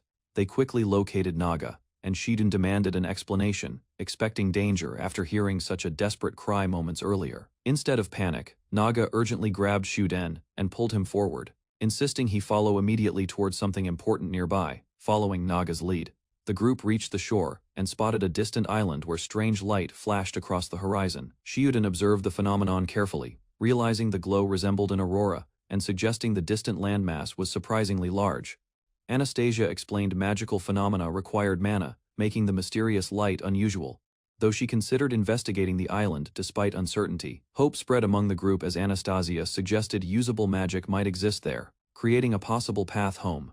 Shuden considered practical benefits while Anastasia worried about her army, both recognizing the island could contain valuable resources and answers. Melia showing little interest in continuing discussion about the distant island discovery, while Naga abruptly announced her hunger and prepared to leave. Shuden stopped her departure, reminding Melia they had already investigated the important matter she wanted everyone to witness firsthand. Growing excited, Naga urged the group toward camp, revealing dinner included her favorite internal organs and demanding everyone hurry. The group's attention shifted completely from exploration plans, as Naga enthusiastically prioritized eating, encouraging everyone to satisfy hunger first. Returning together, they prepared a large meal featuring preserved monster organs, turning dinner into a celebratory feast for survival. While preparing dinner, Anastasia questioned eating monster organs, though Naga insisted internal parts spoiled quickly and should be consumed first. Remembering the unpleasant butchering process, Anastasia struggled with hesitation and doubted she could bring herself to taste the organs. Watching Naga enjoy the meal enthusiastically, Anastasia reconsidered her reluctance and wondered whether the organs might actually taste acceptable. Naga eagerly demonstrated her approval by devouring a piece immediately, while Anastasia reacted with overwhelming shock and discomfort. After finally trying the food, Anastasia disliked its squishy texture intensely, while Naga defended the flavor and Shuden reflected quietly. Anastasia quickly drank coconut water to remove the lingering taste, finding relief immediately, while Naga watched her reaction curiously nearby. Naga sampled the coconut afterward but reacted terribly, spitting it out at once and questioning how anyone could enjoy it. The strange contrast continued as Naga struggled with the drink, leaving Anastasia surprised by her unusually intense response. Anastasia arguing Naga lacked refinement because she rejected coconut water while praising monster organs. Melia remained silent. Melia silently described Anastasia's unusual tastes, astonishing everyone by contrasting them with her reputation as a warrior who crushed demons. Melia's comparison triggered memories of brutal warfare, recalling how a sheltered princess could never understand countless deaths across battlefields. Naga relaxed after eating heavily, boasting that overflowing strength filled her body while Melia listened without sharing the enthusiasm. Brimming with confidence and energy, Naga challenged Melia to a fight, turning the peaceful meal gathering into competition. Shuden sat while Naga confidently challenged Melia. Curious about her reputation, she demanded combat. Naga stepped closer and praised Melia's strength. Melia watched quietly while Shuden recognized the dragoness and reacted cautiously. Melia tried correcting a misunderstanding, but questions about inheriting the demon lord's power interrupted her. Naga listened intensely while confusion spread between them. Naga froze in shock upon hearing Melia's explanation. Her expression changed immediately, showing disbelief as unexpected information surfaced. Melia explained she lacked magical swordsmanship. She revealed twin demon sisters' specialties, prompting Anastasia and Naga to reconsider everything carefully before making judgments. Naga dismissed Melia's explanation and questioned her abilities. Anastasia described their separation, while Naga complained about enduring isolation completely. Melia explained the accident that split their group. Naga and Anastasia listened, revealing she survived 3 difficult days without companions. Melia admitted their past hostility, yet remembered working together. Shuden struggled understanding why someone once considered an enemy treated him kindly. Shuden worried Naga might harm Melia. Naga denied any intention, while Melia reacted nervously and rejected assumptions about her situation. Before anyone understood her intentions, Naga suddenly grabbed Shuden and pulled him close. Anastasia watched anxiously as confusion spread. Naga moved closer to Shuden, teasing him while claiming improvement. Anastasia noticed the situation immediately and rushed forward. Anastasia shouted for Naga to leave Shuden alone. She stretched both hands, placing herself between them while watching Naga carefully. Melia found the scene amusing. Naga suddenly reacted, realizing Shuden's body felt unexpectedly firm, leaving her startled and completely distracted. Shuden quickly clarified the misunderstanding and explained the hardness came from an object concealed near his waist, not from himself. He revealed a special knife called Maiden's Mercy and compared its shape against Naga's earlier touch. Naga unimpressed by the explanation. Shuden examined Maiden's Mercy while Anastasia stared blankly. Discussion shifted toward the talisman's origin, leaving Shuden questioning its placement. Embarrassed by the misunderstanding, Naga loudly declared she needed exercise. She rushed away determined to release excess energy through movement. Shuden turned his attention toward Mylia's condition. Remembering Naga's unusual behavior, he carefully considered the effects of her eating habits. Melia quietly thanked Shuden for his kindness and leaned against him. Anastasia watched silently, noticing their growing trust and comfort. Naga sprinted along the shoreline beneath the night sky. Back at camp, the others rested peacefully around their temporary shelter. Shuden inspected the drying leather and reviewed progress. Satisfied with the tanning process, he prepared remaining steps. Checking his phone, he realized hours had passed. He followed instructions successfully, then worried about battery power running critically low. Now Anastasia approached carrying a coconut and called out to Shuden near the campfire. Her cheerful arrival briefly, she returned the phone fully charged, astonishing Shuden with unexpected results. Her magical practice had strengthened enough to restore electricity. Later they discussed her growing magical research and the charging technique. Shuden suggested rest, yet Anastasia admitted she still could not sleep properly. Shuden questioned whether reaching the strange phenomenon could return everyone home. Anastasia considered the possibility and recalled the unusual event. Anastasia explained natural and magical phenomena sometimes interact unexpectedly. She described strange environmental changes and monster transformations. Shuden reasoned that magical phenomena likely contained mana. If they reached such a location, everyone might regain magic and return home. While Shuden ate from a coconut, Anastasia asked for his opinion. He paused silently, carefully organizing his thoughts before answering. Shuden explained the ocean's visible distance using Earth's curvature. He estimated roughly 4.7 kilometers before objects disappeared from sight. Shuden estimated another island stood roughly 10 kilometers away. Using elevation and visibility, he explained how they spotted it from their position earlier. He doubted the estimate immediately, admitted the distant island likely lacked resources, especially fresh water by now. Crossing the sea remained dangerous, yet Shuden believed reaching the other island offered their best chance for survival until rescue eventually arrived there. Anastasia noted mana might exist beyond the water. Shuden considered that possibility and described abundant resources. Shuden encouraged Anastasia, saying restored magic could provide a route home if discovered there. He urged her to treat the expedition. Anastasia happily accepted Shuden's plan and imagined returning home. Thoughts of ongoing battles resurfaced, reminding her responsibilities. While considering departure, Anastasia realized she might never meet Shuden again. She quietly wished for an opportunity to repay his kindness. Shuden called her name, embarrassed. Anastasia blamed smoke irritation and excused herself while urging him toward rest. Left alone, Shuden considered improving his leather smoking process. Exhaustion accumulated as dawn approached, making rest seem increasingly necessary for him. As sleep overtook him, Shuden noticed a strange dark vision confused by the sudden image. He questioned what appeared before him. Shuden suddenly awoke inside a strange dream. Naga, Melia, and Anastasia surrounded him closely, greeting him cheerfully. Melia happily explained they prepared a special reward for Shuden.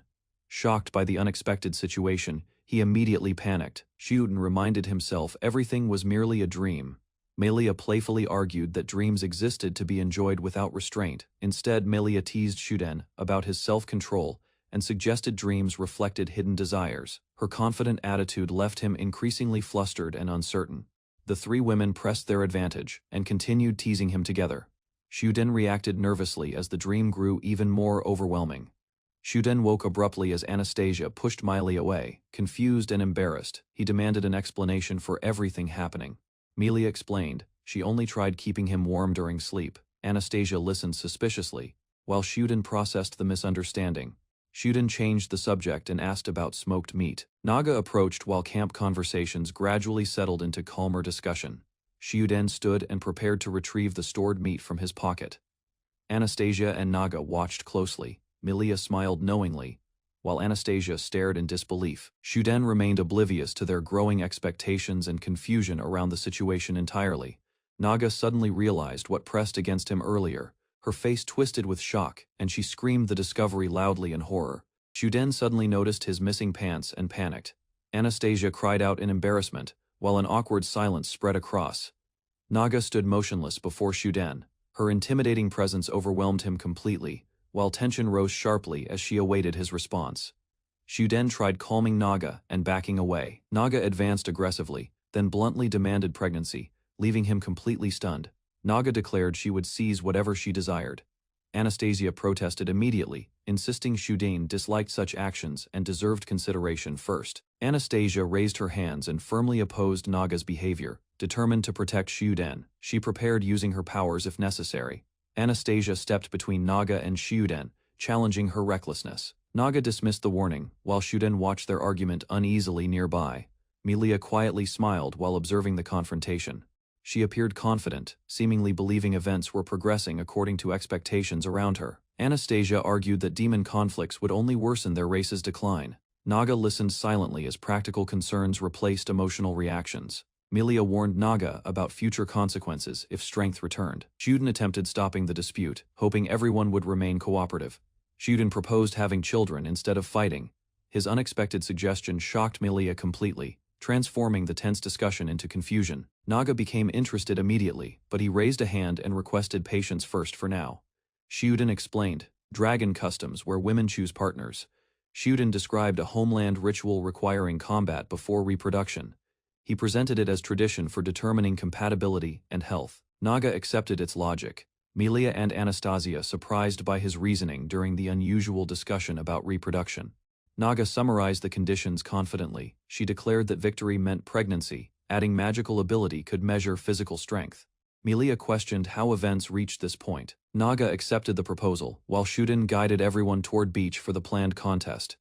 Shiuden considered Anastasia's abilities and decided she should handle the duel.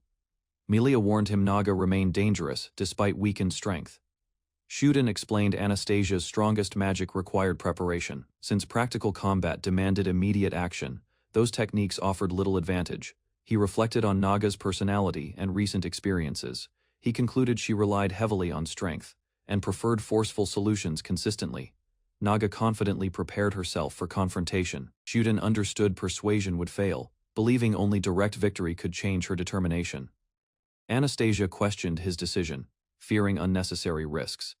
Shiuden reassured everyone and accepted responsibility, determined to settle the situation personally himself. Shiuden faced Naga on the beach and established battle rules. Naga accepted immediately, understanding the contest would measure physical strength. He praised Naga's enthusiasm while hiding his real intentions. Internally, he admitted inventing the custom specifically to influence her. Shiuden analyzed Naga carefully before fighting. Remembering her exhaustion and hunger, he realized circumstances greatly favored his chances now. The duel began as Naga charged directly toward him. Shiuden raised his guard confidently, believing victory remained realistically achievable. Naga attacked with remarkable speed, despite her condition. Shiuden reacted instantly, while both fighters exchanged aggressive movements during opening clash. Naga launched relentless punches toward Shiuden. He endured the assault carefully, studying her movements while searching for weaknesses during combat.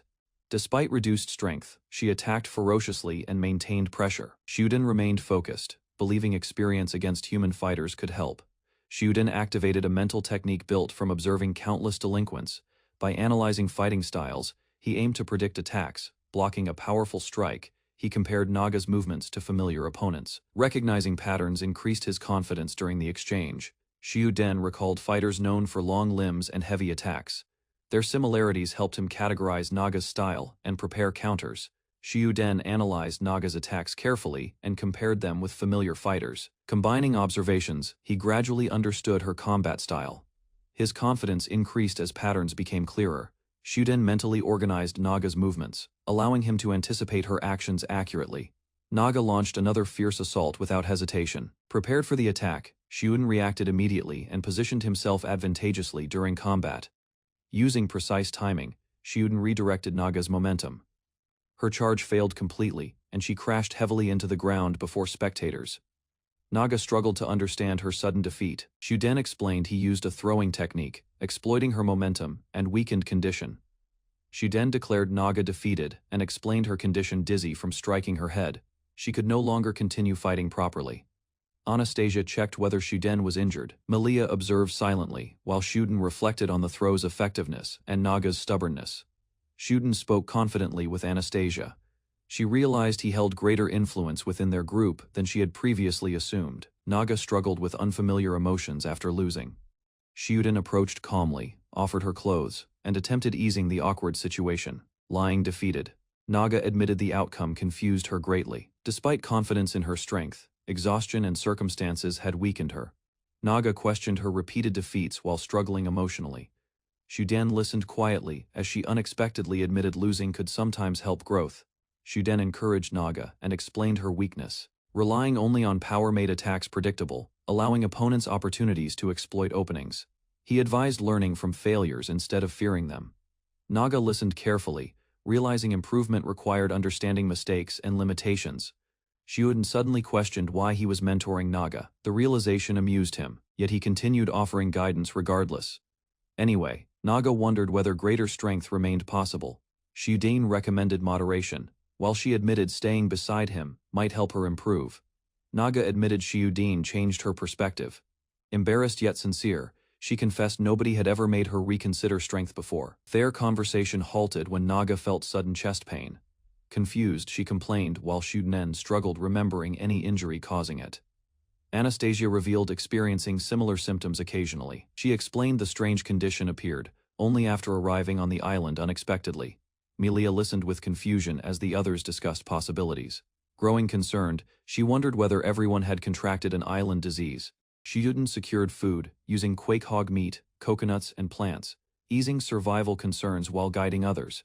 The group advanced through dense vegetation, searching for protein sources and clues, expecting discoveries hidden among unfamiliar terrain. Melia smiled gratefully and praised Shuden's reliability, then stumbled during travel, prompting him to steady her before injury occurred and keep the pace. Anastasia watched closely, annoyed by Naga's attachment, then nervously requested Shuden's hand, fearing another fall during exploration, while hiding her jealousy. Shuden examined scattered fruit and a cut tree, identifying mangoes and concluding someone had harvested resources on the island before their arrival. Shuden explained that mangoes contained useful nutrients and fiber, helping survival efforts, while Anastasia listened carefully and learned about unfamiliar foods. Anastasia observed evidence across the island and concluded one creature had consumed many resources, matching traces linked to the quakehog.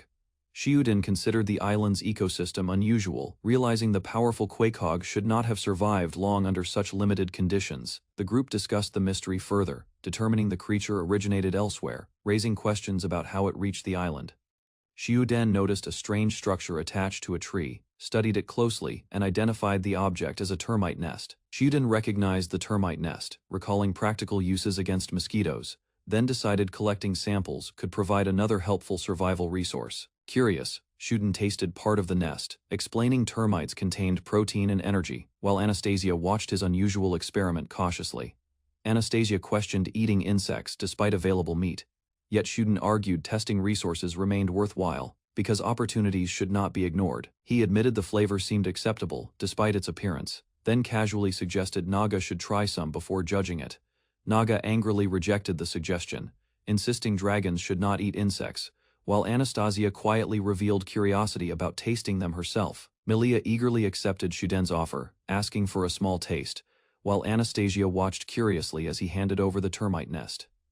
She quickly swallowed the sample, then smiled confidently, leaving the others waiting for her honest reaction, without revealing much immediately. Melia declared the taste surprisingly pleasant, though her flushed expression and sweating face suggested stronger feelings than her words admitted. Anastasia stared in amazement at Shuden's unusual knowledge, while he casually explained termites ranked among the tastiest edible insects. Spotting a decayed tree, Shuden suspected larvae might be hidden inside, then recommended searching it for another valuable survival food. Melia grew interested in the larvae, Anastasia reacted with surprise, and Naga dismissed the topic completely, finding insects unworthy of attention. Shuden inspected the rotten wood and confirmed larvae were present, explaining survival guides described their flavor as creamy and nutty. Anastasia cautiously requested a portion and reasoned small larvae seemed manageable. Excited by the discovery, Shuden urged immediate testing. Searching deeper within the wood, Shuden uncovered an unusually large larva, leaving Anastasia completely stunned by its unexpected size. Shuden considered dividing the larva into smaller pieces, but Anastasia hesitated, so he decided to eat the entire specimen himself. As Shuden tried the large larva, the liquid burst unexpectedly across Anastasia's face and Malia's chest, leaving both completely startled. Embarrassed by the accident, Shuden apologized immediately, while Malia remained calm and suggested washing away the mess at the beach. Anastasia then presented Shuden's damaged underwear, revealing she had discovered them and wanted an explanation regarding their condition. Shuden explained the underwear could no longer be worn, describing how they had been cleaned carefully and repurposed as cloth.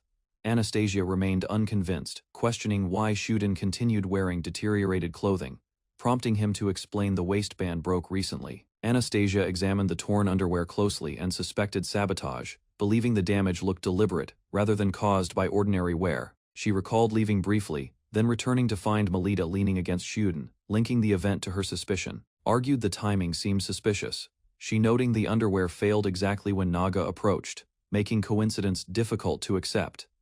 Melia defended herself calmly, claiming Anastasia treated her like the culprit, while Shuden listened awkwardly to the accusation. Anastasia urged Shuden to consider her theory seriously, but Melia insisted she only wanted harmony and friendship within the group. Shuden dismissed Anastasia's suspicions as coincidence and urged everyone to stop arguing, but his response left her deeply hurt. Refusing to accept his decision, Anastasia stormed away alone, while Melia advised Shuden to give her space temporarily.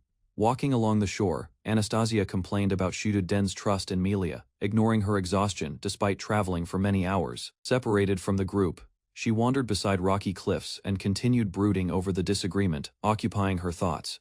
She suddenly sensed magical energy around the cliffs, causing her frustration to fade as curiosity drew her attention elsewhere. Following the magical presence, Anastasia discovered a hidden cave containing abandoned belongings, campfire remains, and clear signs of habitation. Examining colorful boxes and unfamiliar objects, Anastasia realized the items resembled human possessions Shuden had previously described to her. Melia arrived searching for Anastasia, then both noticed a massive sword, which Anastasia immediately recognized as the magic blade Ragnarok. She reacted with suspicious excitement, suggesting her missing brother might have stayed there, while Anastasia questioned her sudden enthusiasm.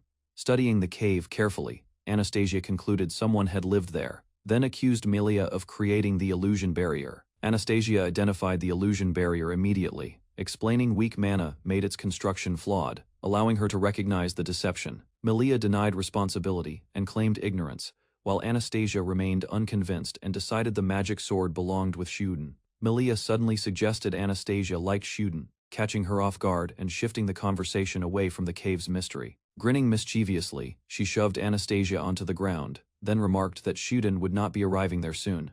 Melia revealed she redirected Shuden elsewhere while searching for Anastasia, then teased that Anastasia received more attention from her. Anastasia analyzed Melia's abilities, realizing her mana control remained dangerous, despite lacking combat magic suited for direct confrontation. Melia calmly noted Anastasia's vulnerability, while Anastasia prepared herself cautiously and evaluated whether the demoness intended hostility or intimidation. Covering one eye, Melia addressed her absent brother confidently, implying he watched everything and understood the situation already. A dark aura erupted around Melia, startling Anastasia as the demoness underwent a dramatic transformation before her eyes. Wielding Ragnarok, the transformed Melia revealed herself as the magic swordsman Ishua, leaving Anastasia shocked by the revelation. Melia fully transformed into Ishua, wielding the sword effortlessly while Anastasia stared in disbelief, unable to comprehend the unfamiliar power. Without hesitation, Ishua swung Ragnar Fike and unleashed a destructive blast, forcing Anastasia backward as the attack shattered rock. Anastasia realized the sword chose specific masters, granting overwhelming strength, while ordinary users could barely lift it or control its true might properly. Standing behind Anastasia, Ashua raised Ragnar Fake and prepared another strike, declaring the weapon's true power could awaken completely. Before the blow landed, Shuden rushed forward and grabbed Anastasia, pulling her away as danger erupted around them and splintered. Ishua chased Shuden and Anastasia relentlessly, swinging Ragnar Fake with deadly force, determined to strike despite their desperate attempt to escape. While pursuing them, Ishua sensed an unexpected presence ahead, causing her charge to halt as something unusual entered view. Suddenly, Naga emerged before Ishua, drawing her attention completely, while she tightened her grip and carefully assessed circumstances. Naga attacked first, yet Ishua blocked effortlessly with Ragnar Fake, remaining confused because the creature's behavior seemed strangely unnatural. Shiyuden protected Anastasia behind him as Naga arrived, while Ishua confronted the beast and realized Melia's information contained discrepancies. Shiyuden revealed he tracked Melia's movements, while Ishua questioned his interference and insisted another matter required immediate attention first. Anastasia explained Melia and her brother Ishua shared one body, using a special transformation skill that changed identities completely. Shiyuden confronted Ishua directly, realizing previous stories contained falsehoods, while noting each transformation created a distinctly different personality and behavior. Naga identified Ishua as an enemy targeting Anastasia, then accused him of approaching their group only to eliminate them. Ishua proposed joining forces against Anastasia and Shiyuden, but Naga fiercely rejected him, declaring Anastasia belonged under her protection. Rejecting cooperation entirely, Ishua raised Ragnar Fake and declared everyone present his enemies, preparing to eliminate the whole group personally. Shiyuden raised both hands and attempted negotiations, yet immediately realized Ishua carried genuine killing intent and wanted battle instead. Facing the threat, he recalled confronting a delinquent swordsman before and remembered the decisive technique he used successfully. Then, that memory showed Shiyuden calmly contacting authorities, resolving the dangerous situation without violence, despite facing an armed opponent directly. Drawing from experience, he charged forward while lecturing Ishua that reckless killing solved nothing and only ruined lives meaninglessly. Naga lunged at Ishua aggressively, treating the transformed swordsman as a dangerous enemy, while Ishua calmly blocked her assault. Their clash intensified rapidly, with Naga unleashing repeated strikes, while Ishua defended smoothly, refusing to yield any ground. She pressed forward again, attempting another direct attack, yet Ishua reacted instantly and read her movements before impact arrived. Ishua countered with a precise blow, forcing Naga to cough violently as the sudden strike disrupted her momentum completely. Recognizing an opening, Ishua raised Ragnar Fake overhead and prepared a decisive finishing attack, while Naga struggled to recover quickly. Shiyuden rushed directly toward Ishua, attempting to restrain him physically. Yet the transformed swordsman evaded capture through superior speed. Ishua launched precise attacks without hesitation, forcing Shiyuden onto defense while revealing combat skills far beyond Naga's aggressive style. Recognizing direct engagement was impossible, Shiyuden searched desperately for a ranged option, hoping to disrupt Ishua's rhythm somehow. Before forming a plan, he lost balance and crashed heavily, leaving himself exposed as Ishua maintained complete control. Ishua raised Ragnar Fake above Shiyuden and claimed him as prey, preparing another attack while the trapped man faced immediate danger. Cornered beneath Ragnar Fake, Shiyuden suddenly sprayed disinfectant into Ishua's face, interrupting the swordsman's attack and creating a brief opening. The spray struck Ishua's eye directly, causing intense pain and forcing him backward while struggling against the unexpected irritation. Seizing the opportunity, Shiyuden rushed forward and punched Ishua hard, determined to stop him before another attack could begin. Ishua recovered quickly despite the blow, raising Ragnar Fake again while Shiyuden realized he had underestimated his opponent's resilience. Before Ishua could retaliate, Naga appeared behind him and grabbed hold, creating a crucial chance to change battle's flow. Naga seized the opening and struck Ishua hard, repaying his earlier attack while forcing him into a vulnerable position. Celebrating loudly, she helped restrain Ishua alongside Shiyuden, preventing further resistance and ending the dangerous confrontation successfully for now. Shiyuden bound Ishua securely and began questioning him, explaining he wanted answers, while ensuring Melia could not escape responsibility. Ishua revealed transformations prevented direct communication since one consciousness slept whenever the other personality controlled their shared body. Shiyuden requested to speak with Melia instead, but Ishua explained switching voluntarily was impossible because neither consciousness controlled transformations. Ishua explained transformations consumed enormous mana reserves, leaving both siblings dependent on stored magical energy within their shared body. He admitted repeated transformations exhausted his mana completely, preventing Melia's return, while Anastasia lacked knowledge regarding such unusual magic. Shiyuden questioned Ishua's honesty and motives, noting there was no reliable method available to verify any statement provided. Ishua confessed their attack targeted wartime enemies, explaining Ragnar Fake and depleted mana left him unable to continue resisting. Accepting defeat, he promised cooperation, yet Shiyuden remained cautious, recognizing someone with murderous intent required constant observation and suspicion. In past, Melia and Ashua watched from afar, pleased their plan succeeded, believing the encounter created the perfect opening for action. They explained their objective involved, forcing a response, then instructed Melia to continue while she handled separate matters. Both launched forward through the air and unleashed tremendous power, sending destructive energy surging directly toward their intended target. A blinding collision erupted between opposing forces, filling the area with overwhelming light and leaving the outcome completely unclear. Ishwa sensed unprecedented magic power and urgently called for Melia, admitting she could no longer maintain control herself. Melia warned Ishwa that failure would expose her completely to the unleashed magic, leaving their effort barely sustainable. Accepting the risk, the pair activated a secret fusion technique, merging their powers together as brilliant light engulfed everything.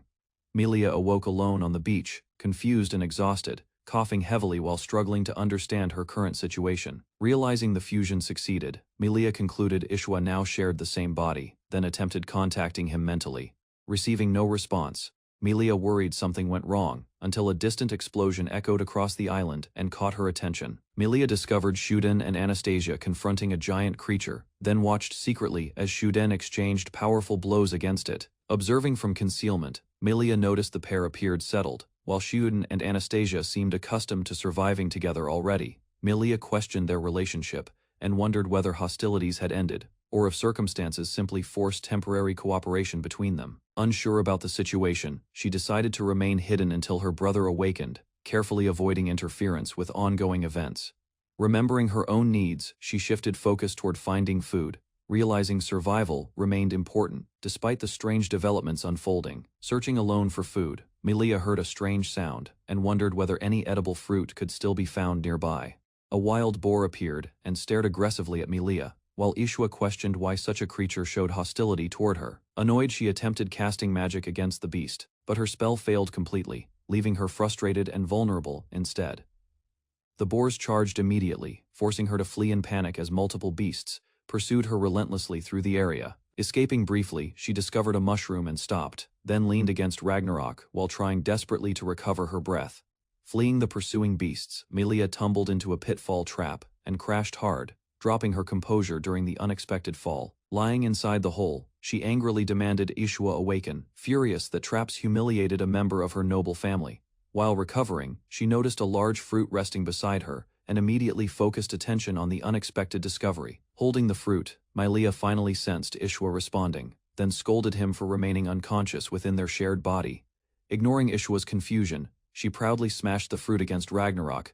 Pleased her simple method opened it effortlessly, without effort. Melia proudly showed Ishwa belongings recovered from the beach, claiming she cleverly discovered useful items hidden inside abandoned luggage.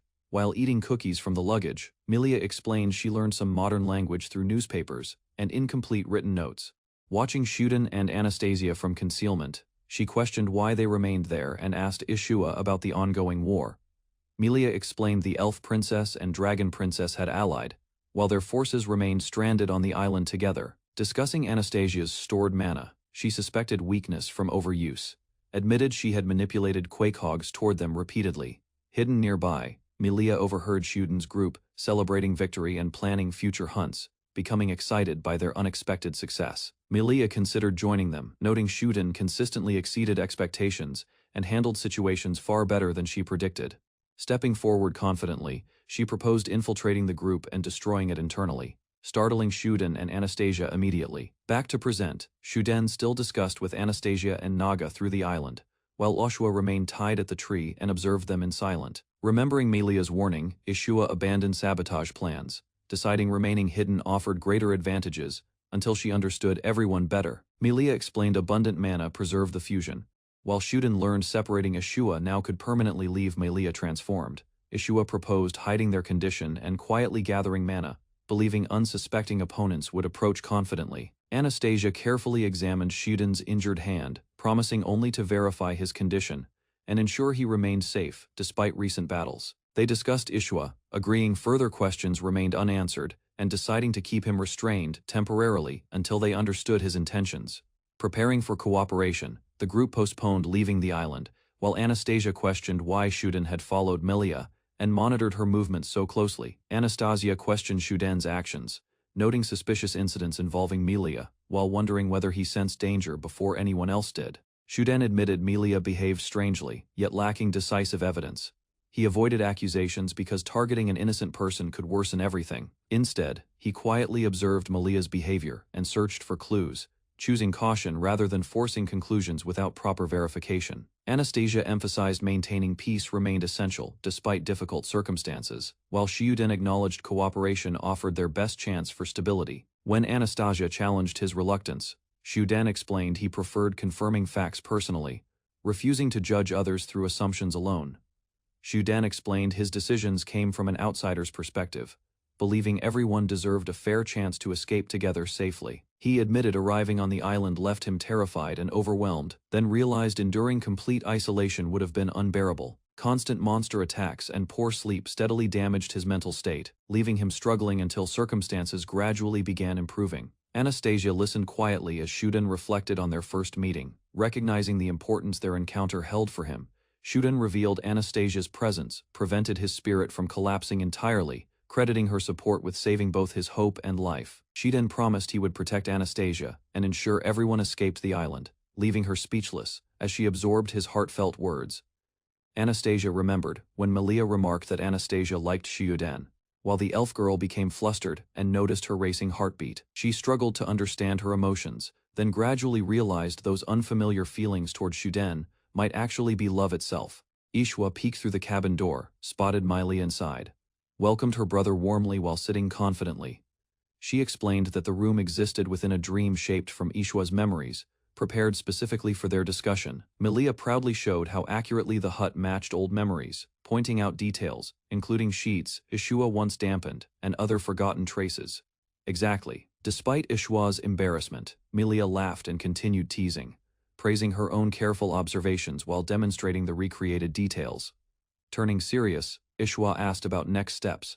Melia urged him to establish groundwork and seize the present chance before pursuing greater plans ahead. Melia confidently proposed rebuilding trust with their former companions. She believed friendship could be restored, giving Ishwa a practical path forward. She explained that remaining close would create opportunities, since disguises were impossible. Now, their damaged credibility required direct effort. Ishwa listened quietly while Melia maintained her composure. Her determined expression revealed confidence, though his reaction suggested lingering uncertainty remained. The discussion shifted toward war. Melia envisioned overwhelming victory, describing immense demonic forces advancing together and eliminating every remaining opponent. Battlefield excitement spread through the gathered demons. Ishwa's trembling hands drew attention, while Miley eagerly interpreted his tension as anticipation. Standing above the battlefield, Miley appraised Ishwa's feared reputation. She confidently predicted bloodshed ahead, while immense armies gathered beneath them. Ishwa panicked at becoming the enemy again. He grabbed his head, struggling to accept the situation while Melia watched calmly. Overwhelmed by anxiety, Ishwa begged Melia to replace him. He admitted lacking confidence and feared facing everyone personally there. Melia immediately seized him and scolded his weakness. She demanded courage, insisting he stop embarrassing the demon race entirely. Ishwa requested guidance through tears. Melia dismissed his worries, reminding him the prophecy favored demons and victory remained inevitable. Melia explained that two minds could coexist within one body. Ishwa listened carefully while recalling an old poem and its meaning. Considering the limited mana supply, Ishwa realized maintaining separate consciousnesses demanded enormous energy. The situation imposed strict practical limitations instead. His mood visibly dropped while thinking about separation. Melia reassured him, reminding him their connection would not disappear completely. Melia proposed simple communication rules and urged Ishwa to rebuild trust. She remained confident people could be persuaded again. A sudden noise interrupted their discussion. Melia questioned Ishwa closely, seeking confirmation while he reacted with visible confusion instead. In present, Shuden suddenly stormed into the dream space. He shouted repeatedly, striking Ishwa awake while the startled demon struggled to respond. Furious, he demanded Ishwa stop acting absent-minded. He insisted the demon stay alert and face reality, instead of retreating. Tears formed as Ishwa endured the harsh scolding. Remembering his position, he forced himself to hide vulnerability and endure. The dream abruptly ended. Ishwa found himself seated with Shuden, Anastasia, and Naga, facing an awkward gathering together silently. Heavy tension surrounded the group. Ishwa realized their hostility remained strong, while everyone silently remembered previous attacks and betrayals. Shiuden assigned Ishua a strict punishment. Bound tightly, the demon could only eat during meals and remain restrained otherwise. Ishua listened to the explanation in disbelief. Shiuden warned that surviving on the island mattered more than comfort or pride. Discussing future plans, Shiuden decided Ishua required constant supervision. He intended to keep the magic sword nearby and watch carefully. Observing Ishua's expression, Shiuden recognized complete submission. The look reminded him of troublesome fighters whose resistance had already collapsed. Drawing from military experience, Shiuden concluded strict discipline worked best. He compared Ishua's behavior to recruits responding better under firm authority. Shiuden proposed investigating Melia and Ishua's former base. Anastasia also wanted to continue mapping the island and gathering information. Ishua noted Anastasia's unusual silence. The elf remained withdrawn, still affected by recent events and lingering frustrations within the group. Shiuden explained their enemies had nearly killed them. Anastasia listened quietly, while Melia accepted that trust remained difficult presently. Anastasia stubbornly rejected her feelings internally. She repeatedly denied any romantic interest, refusing to acknowledge emotions directed toward Shiuden. Questioned about her condition, Anastasia quickly redirected attention. She emphasized her military responsibilities, insisting warfare mattered far more currently. Anastasia stared suspiciously while Shiuden appeared concerned.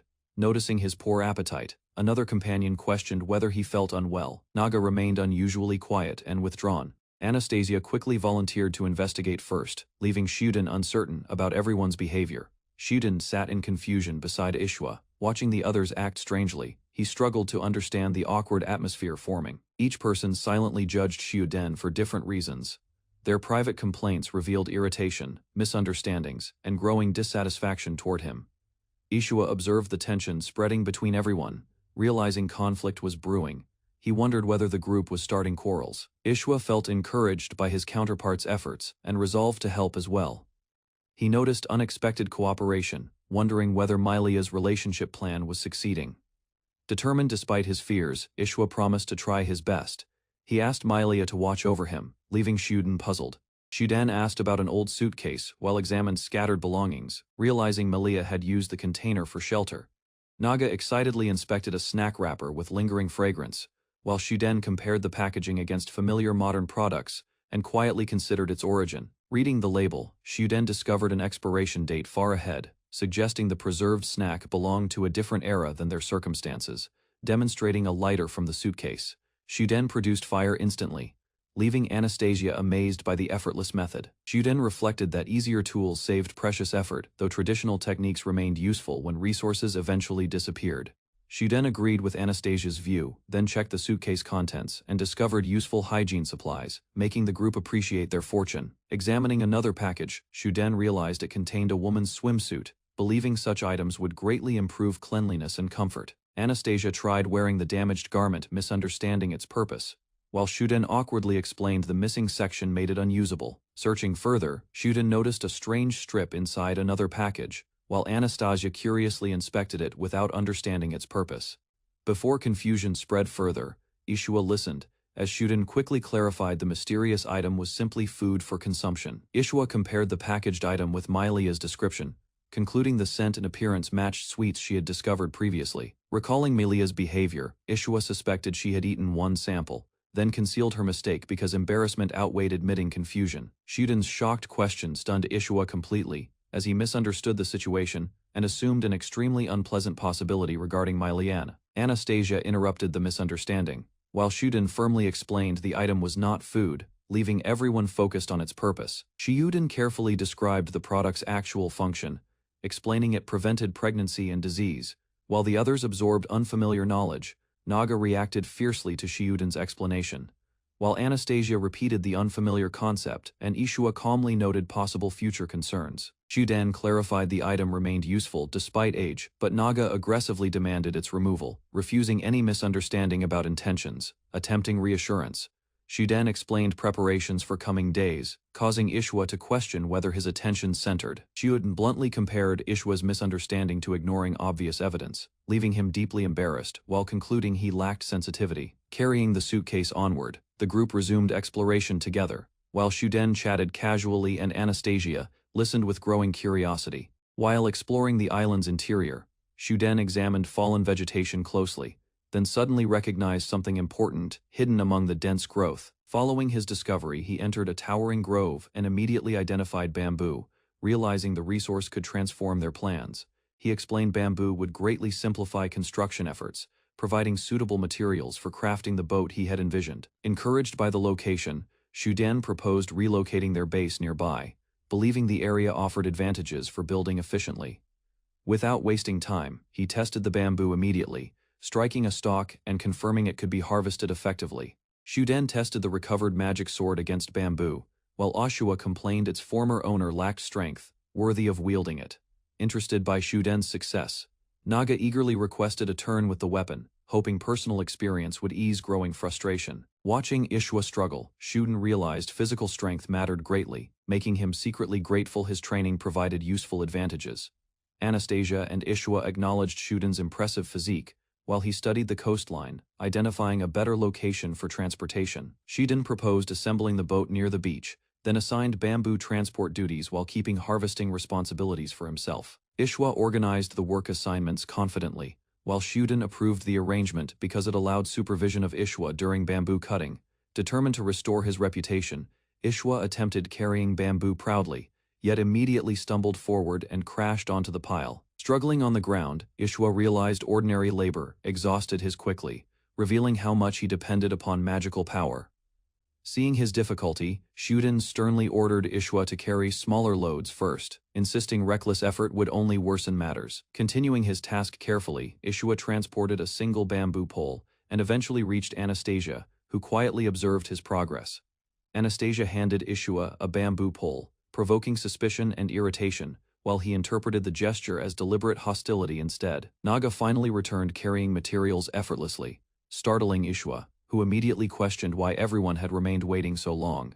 Boasting confidently, Naga grabbed multiple bamboo poles and headed onward alone, leaving Ishwa shocked by the overwhelming difference. Completely confused, Ishwa rushed towards Shuden, seeking answers, while he angrily demanded to know why Ishwa disappeared earlier. During dinner, Shuden praised everyone's efforts, whereas Ishwa sat exhausted, realizing physical labor had pushed his beyond limits. While resting after work, Shuden prepared another meal enthusiastically, though Naga complained about smoked meat, despite continuing discussions eagerly. Using gathered ingredients, Shuden cooked wild boar meat with leeks and seasoning, proudly presenting the finished dish to everyone. The meal exceeded expectations completely, leaving Naga delighted by the taste while Anastasia and Ishwa admired Shuden's resourcefulness. Recognizing Ishwa's efforts during labor, Shuden offered him a portion, acknowledging his contribution despite modest results from work. Accepting the food quietly, Ishwa followed Shuden's advice to recover strength, preparing himself for demanding tasks awaiting everyone. Ishwa finally relaxed during dinner, enjoying Shuden's cooking and feeling relieved after exhausting work, while appreciating a rare peaceful moment. His satisfaction vanished when insects appeared inside the meal, and Shuden immediately noticed his reaction while wondering about the cause. Believing Ishwa shared Malia's adventurous tastes, Shuden enthusiastically offered bamboo worms, unaware she strongly disliked eating insects entirely. Unable to refuse the generous offer, Ishwa forced himself to accept the worm, suspecting Shuden still resented past conflicts. Shuden explained the insects tasted surprisingly good when prepared properly, encouraging Naga repeatedly while proudly presenting his gathered supply. As Shuden described their nutritional value, Ishwa suffered through every bite, desperately seeking sympathy while the others watched quietly. Melia greeted Ishwa inside the dream cabin again. She sat calmly on the bed, expecting another discussion regarding their situation. Without warning, Ishwa rushed forward in panic. His shocked reaction suggested something unexpected had disrupted the dream's normal flow. Ishwa appeared overwhelmed and distressed, insisting he could not endure the situation further. Concerned, Melia immediately questioned what had happened. A strange sphere manifested between them. Melia examined it closely, while noting Ishwa remained unusually calm despite the bizarre phenomenon. Realizing memories shaped dream appearances imperfectly, Melia concluded the recreation differed from reality. She decided to use Ishwa's recollections instead. Shuden suddenly demanded an explanation regarding the mysterious object. His intense expression shocked Melia, leaving her completely confused and speechless. Trying to understand, Melia questioned him repeatedly. Once Shuden mentioned finding it after defeat, her confusion rapidly increased further. Learning the item originated from ingredients inside unusual cookies, Melia warned against eating them carelessly. Then she heard an unfamiliar term, After receiving an explanation, Melia concluded it was an attachment related to male anatomy. Curiosity replaced confusion as she examined. Xiudan compared the object to bamboo. Melia wondered what strange discovery might emerge next, while others wished to end discussion. While discussing escape from the island, Melia glanced toward Xiudan. His physical condition caught her attention, prompting unexpected admiration immediately. Melia openly praised Xiudan's muscular physique. Her thoughts focused entirely on his strength, revealing fascination she struggled to conceal. Observing Melia's reaction, Ishwa questioned her motives. The suspicious tone highlighted how unusual her enthusiasm suddenly appeared. Embarrassed, Melia quickly defended herself. She insisted her interest came from wanting a stronger body, not personal attraction whatsoever. The discussion collapsed into chaos when a container revealed countless worms. Xiudan stared in horror while everyone reacted with shock. Ishwa admitted he struggled with human interaction. Isolated within hostile surroundings, his confidence weakened as frustration over her situation grew. Melia listened carefully while Ishwa complained. She suggested simple defeat would be easier, revealing Ishwa had reached exhaustion. The discussion turned serious. Melia acknowledged that without earning trust, their mission would fail, and every effort become meaningless. Determined to improve, Ishwa promised greater effort. Strange noises interrupted her declaration, drawing attention and creating sudden confusion nearby. The dream abruptly collapsed as Xiudan shouted for Ishwa to awaken. Half asleep, he protested while he desperately forced consciousness. The group gathered bamboo across the island. Ishwa carried materials alongside others. While Xiudan supervised the collection effort carefully, their work progressed smoothly. Xiudan praised everyone's contribution, then revealed plans to begin constructing a boat using gathered resources. Explaining his idea, he described a simple bamboo raft inspired by survival programs, believing it offered their safest option. Questions quickly followed. Concerns about swimming, dangerous sea creatures, and transportation capacity forced Xiudan to clarify important details further. Anastasia proposed reaching open water before boarding. Her suggestion surprised Xiudan, who wondered how everyone would avoid falling. Anastasia worried about those unable to swim. Xiudan suggested clinging to the raft, then checked who possessed swimming ability. The responses disappointed him immediately. Ishua and Anastasia admitted their limitations, confirming the group lacked enough capable swimmers entirely. Xiudan stressed swimming remained essential for survival. Even limited ability could prove valuable during emergencies or unexpected ocean accidents.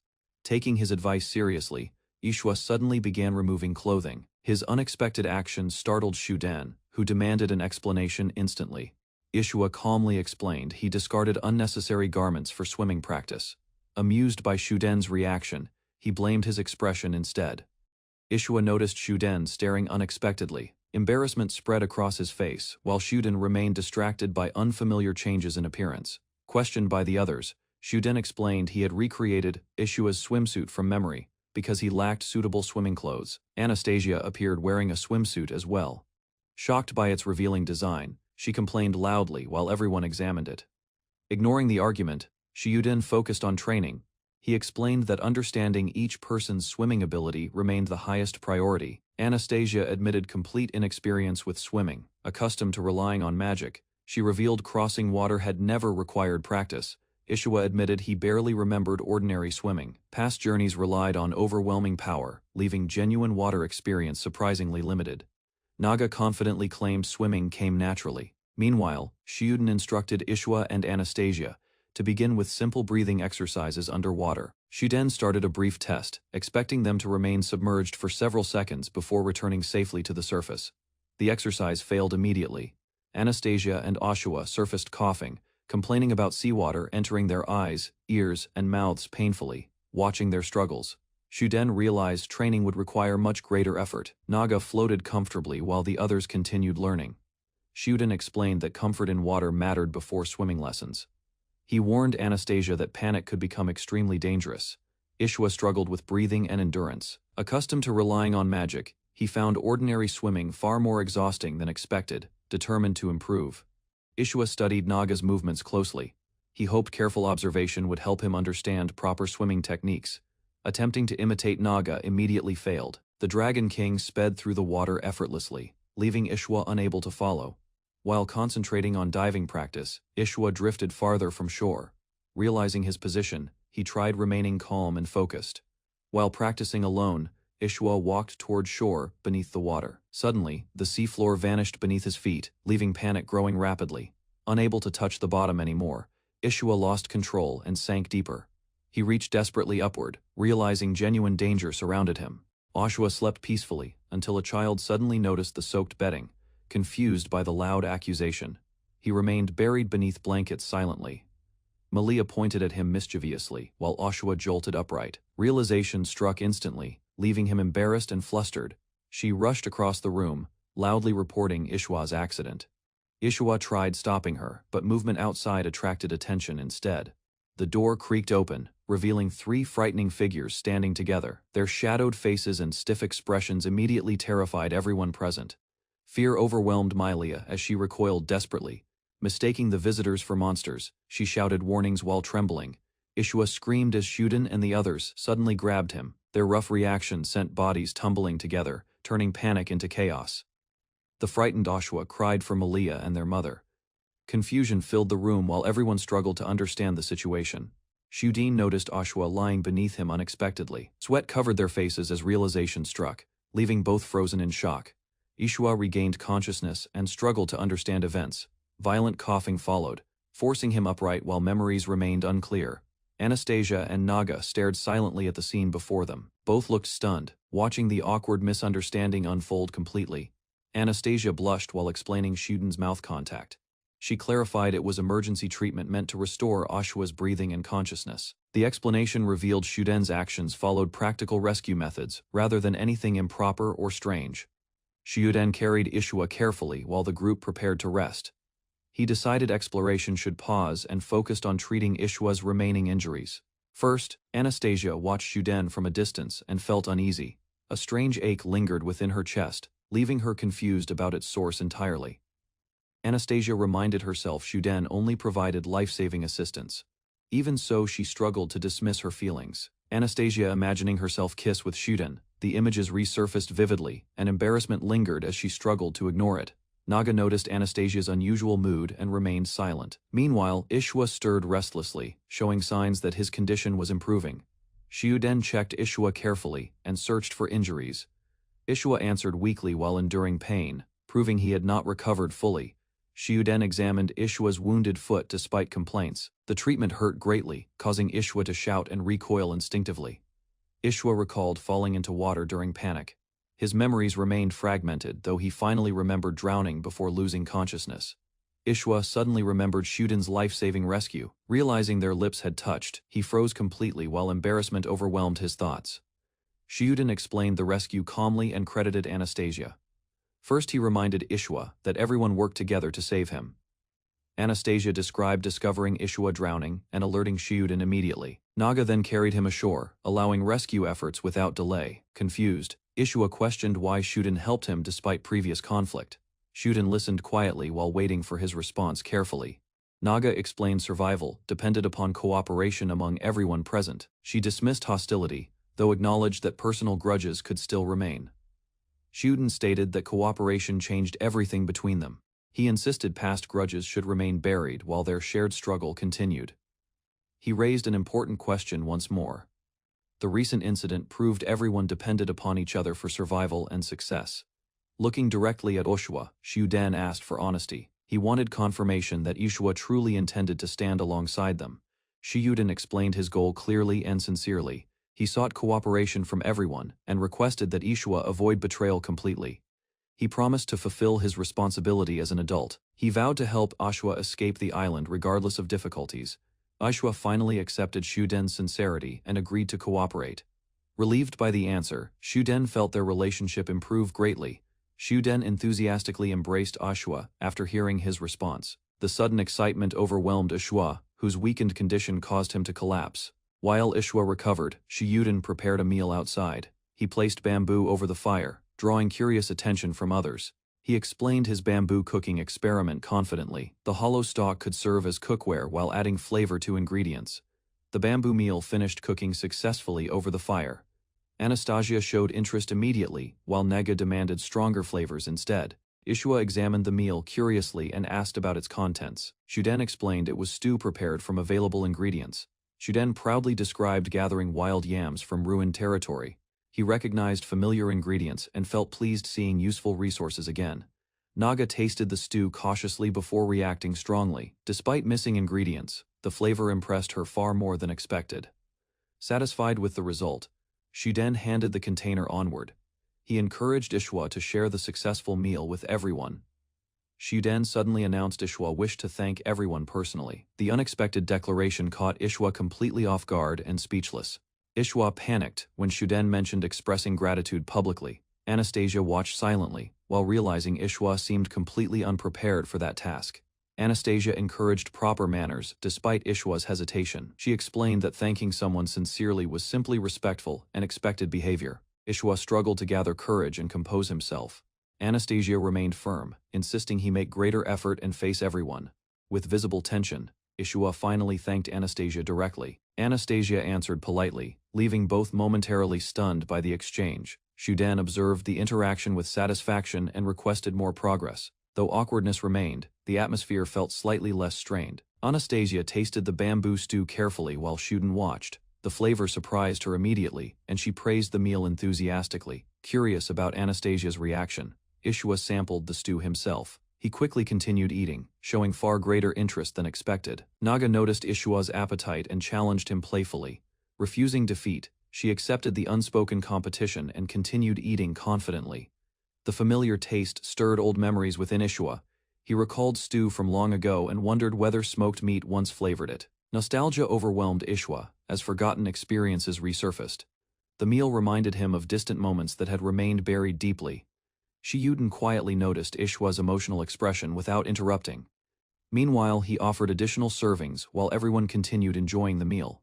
Ishwa slept beside Shuden and others around a dying campfire, yet fragmented memories stirred his mind. In the vision, Milia leaned close and called Ishwa affectionately, making him react instinctively before recognizing the familiar face.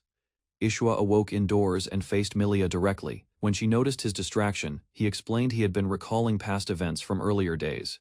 Milia accepted the answer, then cheerfully asked about his findings. Her teasing attitude left Ishwa embarrassed and visibly tense. Ishwa hesitated. Milia suggested repeating a previous activity. Her remark shocked him, leaving confusion and panic unresolved while he searched for words. Shuden stared ahead with an unusual expression, causing Milia to grow flustered. Ishwa noticed her reaction while she struggled understanding it. Milia and Ishwa followed Shuden's gaze. Realization slowly formed between them, and both froze while examining the awkward situation. Milia carefully pieced together the positions involved. Understanding struck her completely, leaving her speechless as the embarrassing misunderstanding expanded. Horrified by Milia's conclusion, Ishwa rushed to deny her assumptions. Shuden remained caught within the confusion surrounding them all. The misunderstanding finally cleared when Shuden explained himself. Milia panicked over her mistake while Ishwa checked whether he was unharmed. Ishwa explained that Shuden survived because several allies assisted him. Milia listened closely, relieved by the outcome yet remaining thoughtful. Milia eagerly welcomed news about boarding a ship with humans. Ishwa proposed eliminating everyone later, causing her surprise immediately. Ishwa questioned whether escape remained possible without relying completely on others. Milia answered calmly, believing circumstances could still change. Milia argued cooperation was necessary for survival. Ishwa reluctantly listened as she emphasized escaping first before considering any future conflicts. Ishwa accepted her reasoning and examined their situation carefully. He wondered whether victory remained possible once they regained strength. Ishwa reassured Milia that their plans could succeed. Sitting together, they reflected on hardships endured since their mother's passing. A memory surfaced from childhood. Young Ishwa hurried their mother toward the market while Milia listened beside them attentively. Their mother laughed at the concern and reminded them daylight remained. The siblings proudly asked whether their hidden items were safe. Recalling the bustling town, Milia remembered their mother's cheerful approval. Her praise delighted both children as they followed closely. The memory continued at a butcher's stall. Ishwa excitedly requested pork stew while their mother purchased ingredients with amusement. Their mother purchased pork while asking for extra meat. The butcher instructed Connie carefully, trusting him to handle tasks. Connie helped around the shop and shared the packaged meat. Ishwa and Milia happily accepted it while planning games. The butcher explained that Connie was nearing adulthood proudly. He focused on teaching responsibilities and practical skills. Watching the children together, their mother remarked that Ishwa and Melia remained energetic, despite years passing since relocation. Conversation turned serious as their mother revealed the siblings were refugees. Difficult living conditions and poor nutrition affected growth. Their mother shared hopeful news that the demon lord had fallen. She encouraged the family to settle peacefully within town. The memory shifted beside a wagon camp. Ashua questioned another move, recalling promises that their stay would last. Their mother explained relocation was unavoidable because they were demons. Melia accepted it, though she quietly liked the village. Melia claimed she understood their mother's intentions already. Her blunt observation shocked Ishwa, who had completely missed the truth. Remembering childhood games, Melia recalled choosing the demon role. Other children teased her endlessly, turning the moment memorable. Melia worried demons might become frightening monsters. Their mother immediately rejected the fear, refusing to let such doubts define them. Their mother comforted the siblings warmly, explaining she never regretted raising demon children and cherished them no differently. Curious about their father, Ishua pressed for answers. Their mother admitted she knew almost nothing about his identity. She revealed a strange encounter 15 years earlier. Amid widespread despair, an incubus appeared within a dream and seduced her. Their mother explained she became pregnant and fled home alone. Embarrassed, she admitted remembering only his remarkable appearance. Their mother firmly instructed Ishwa and Melia to conceal their demon heritage. The siblings listened carefully, understanding the danger involved. Melia promised to protect the secret despite her clumsy nature. Their mother smiled, though concern lingered beneath reassurance. Sitting together beside the wagon, the family embraced warmly. They believed their bond would endure regardless of hardships ahead. The memory shifted through peaceful years. Their mother worked diligently while guiding the siblings through ordinary moments and stability. Ishwa and Melia remembered traveling, learning, and growing together. Their mother remained a constant source of support and comfort. Ishwa and Melia returned home carrying groceries. Expecting a normal evening, they called for their mother without receiving any response. Entering the room, the siblings found their mother resting motionless. Concern replaced excitement as they approached her bed cautiously. Their unanswered calls revealed a painful truth. The memory shifted toward a grave, where mourning quietly consumed the family. Neighbors offered comfort and practical support during the funeral. Melia thanked them politely, while Ishwa remained struggling with overwhelming grief. Learning their mother died peacefully at 75 brought little relief. The loss deepened their loneliness within an indifferent world. While visiting the village market, Ishwa and Melia encountered Connie, unexpectedly. Recognition spread quickly as old memories resurfaced immediately. Connie identified the siblings and questioned their unchanged appearance. His observation exposed a secret they carefully concealed for years. Caught off guard, Melia dismissed Connie's suspicion as nonsense. She hurried Ishwa away before further questions created trouble. Back home, the siblings discussed their situation seriously. Connie's discovery threatened the peaceful life they maintained there. Remembering their mother's grave nearby, Melia reached a painful conclusion. She urged Ishwa to leave the village permanently. Ishwa reflected on their promise to keep moving and hide their identities. He wondered whether peaceful settlement would ever become possible. A violent crash shattered the discussion. Before either sibling could react, attackers burst inside and knocked them down instantly. Armed soldiers surrounded the house and announced reports about a suspicious man and woman. Their investigation quickly focused on the siblings. Captured and restrained, Ishwa and Melia faced panic and uncertainty. Authorities ordered their identities verified, sealing their grim fate. Officials confirmed the captured twins matched reports from villagers. Their leader immediately recognized them as valuable targets worth investigating further. Bound publicly, Ashwa and Melia endured relentless punishment. Investigators concluded the siblings possessed strength far exceeding ordinary demons. Researchers viewed the twins as rare opportunities. They planned experiments, hoping to develop powerful military magic through studying them. Exhausted and injured, Ishwa broke down emotionally, longing for home and his mother as Melia observed his struggled against despair completely. Unmoved by their suffering, the researchers dismissed compassion. They ordered additional spells prepared, treating the twins as mere subjects. Melia endured the attacks and mocked their captor's strength. Her defiance surprised everyone, drawing attention away from Ishwa completely. A sudden dark strike erupted through the chamber. The assault shattered the researchers' confidence and threw the facility into chaos. Hidden operatives revealed themselves and assessed the situation. Their investigation uncovered an unexpected discovery surrounding the imprisoned twins. Injured and frightened, Ishwa and Melia clung together. Observers examined them closely, reaching a decisive conclusion about identities. A mysterious figure confronted the siblings directly, recognizing their lineage. He declared them Demon Lord Varnark's children without doubt. The mysterious rescuer urged Ishwa and Milia to return to the demon world. His words challenged everything they believed. Remembering their mother's grave, the siblings accepted a painful truth. They finally acknowledged they were demons, not humans. Escorted into a grand hall, Ishwa and Milia faced powerful figures. Their arrival attracted attention from every gathered demon. Fenrir presented the twins before the ruler. She declared them heirs carrying the previous demon lord's bloodline and destiny. Many demons doubted the claim and questioned their heritage. Debate spread rapidly while Ishwa and Milia endured scrutiny silently.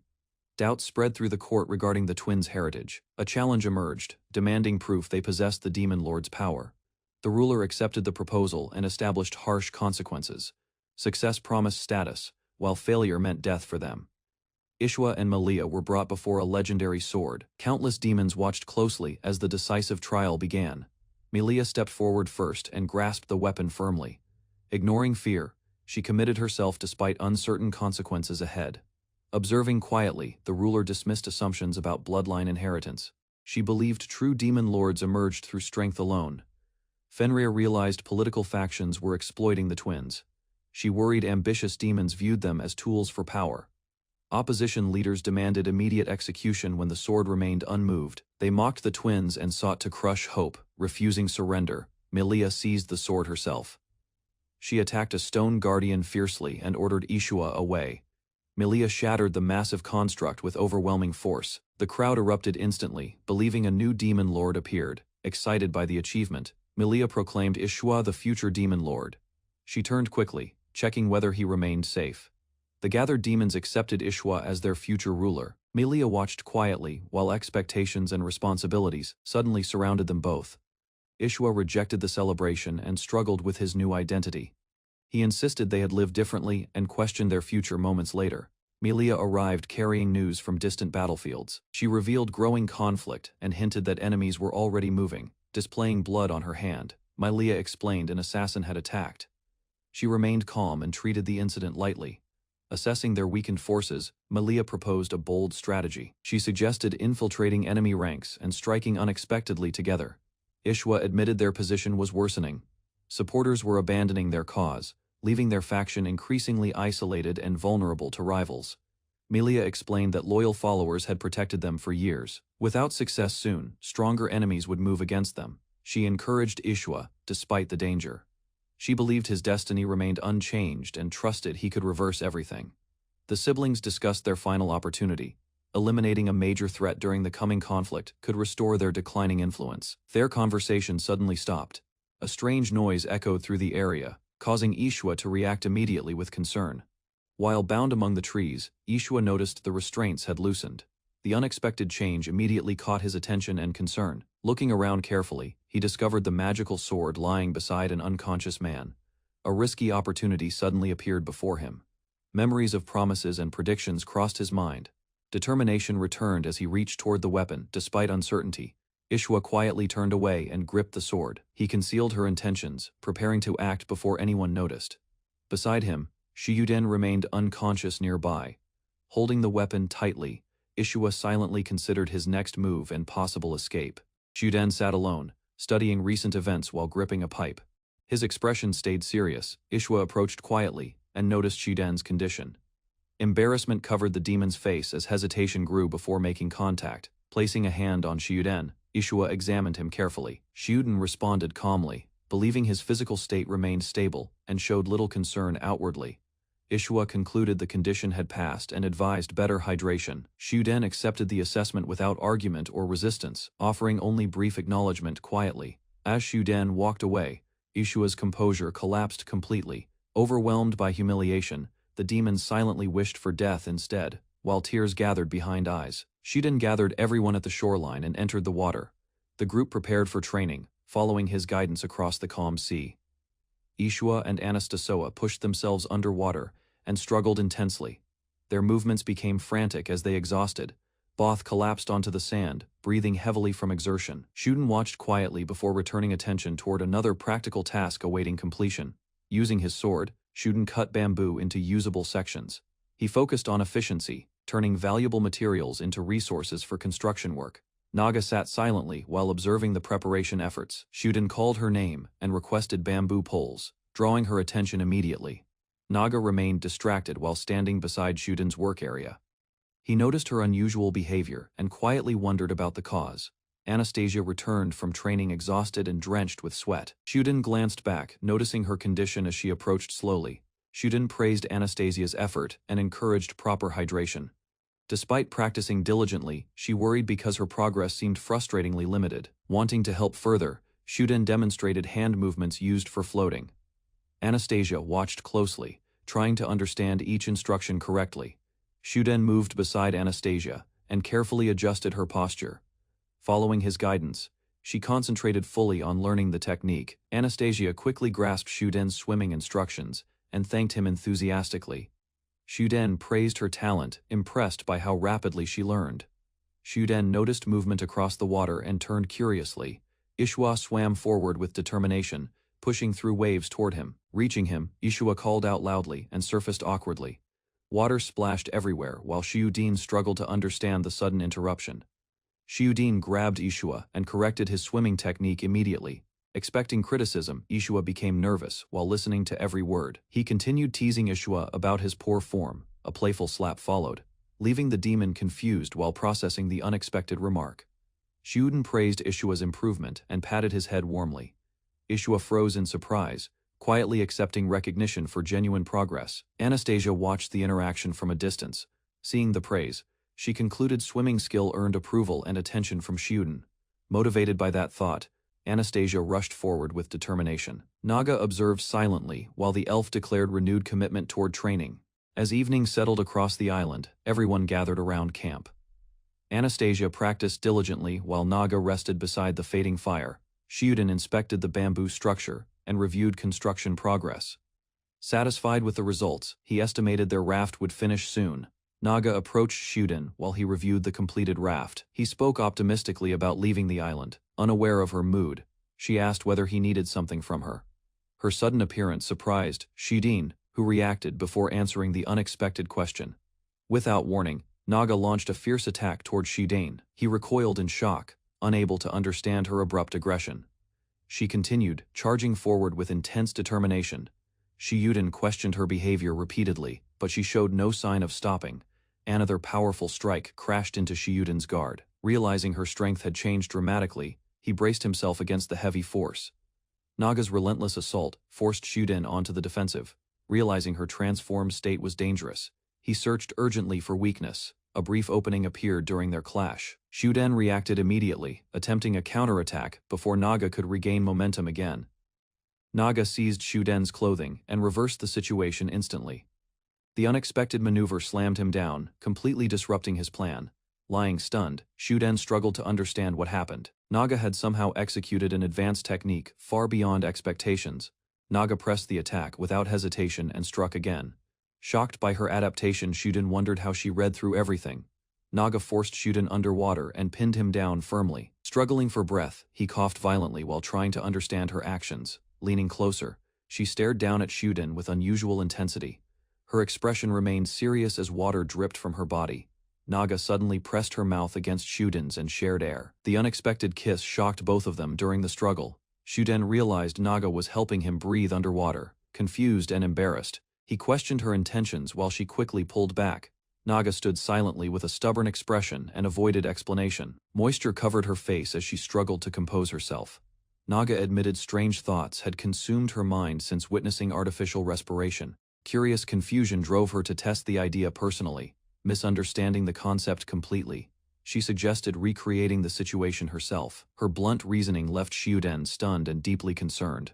Shuden immediately rejected the absurd logic and scolded her harshly. Reflecting carefully, he realized Naga's behavior carried serious risks.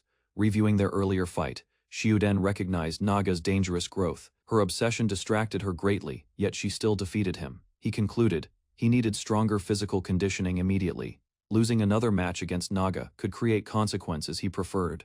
Determined to grow stronger, Shuden trained intensely.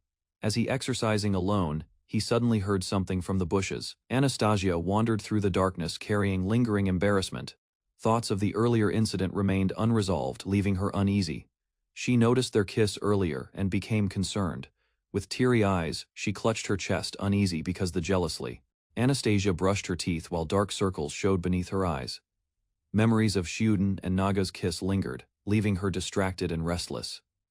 Shiuden noticed her exhausted appearance and asked about her sleep. Anastasia avoided explaining her feelings, greeting him briefly while hiding discomfort. Anastasia quickly walked away, refusing further discussion. Shiuden watched her confusion, unaware she remained bothered by witnessing intimate contact earlier. The group gathered around Naga, who operated a powerful electric saw. She focused intensely, cutting bamboo while everyone observed. Shiuden praised Naga's strength and skill with the machine.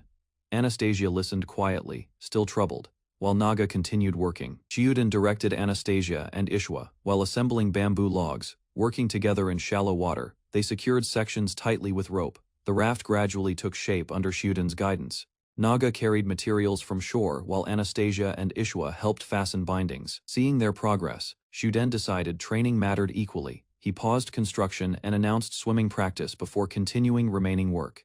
The group examined the completed framework along the shore. Multiple bamboo sections floated steadily, proving their efforts were producing results. Anastasia stared at the raft with concern. Although construction advanced quickly, she feared her poor swimming skills might delay departure. Anastasia struggled during swimming practice, despite standing in shallow water.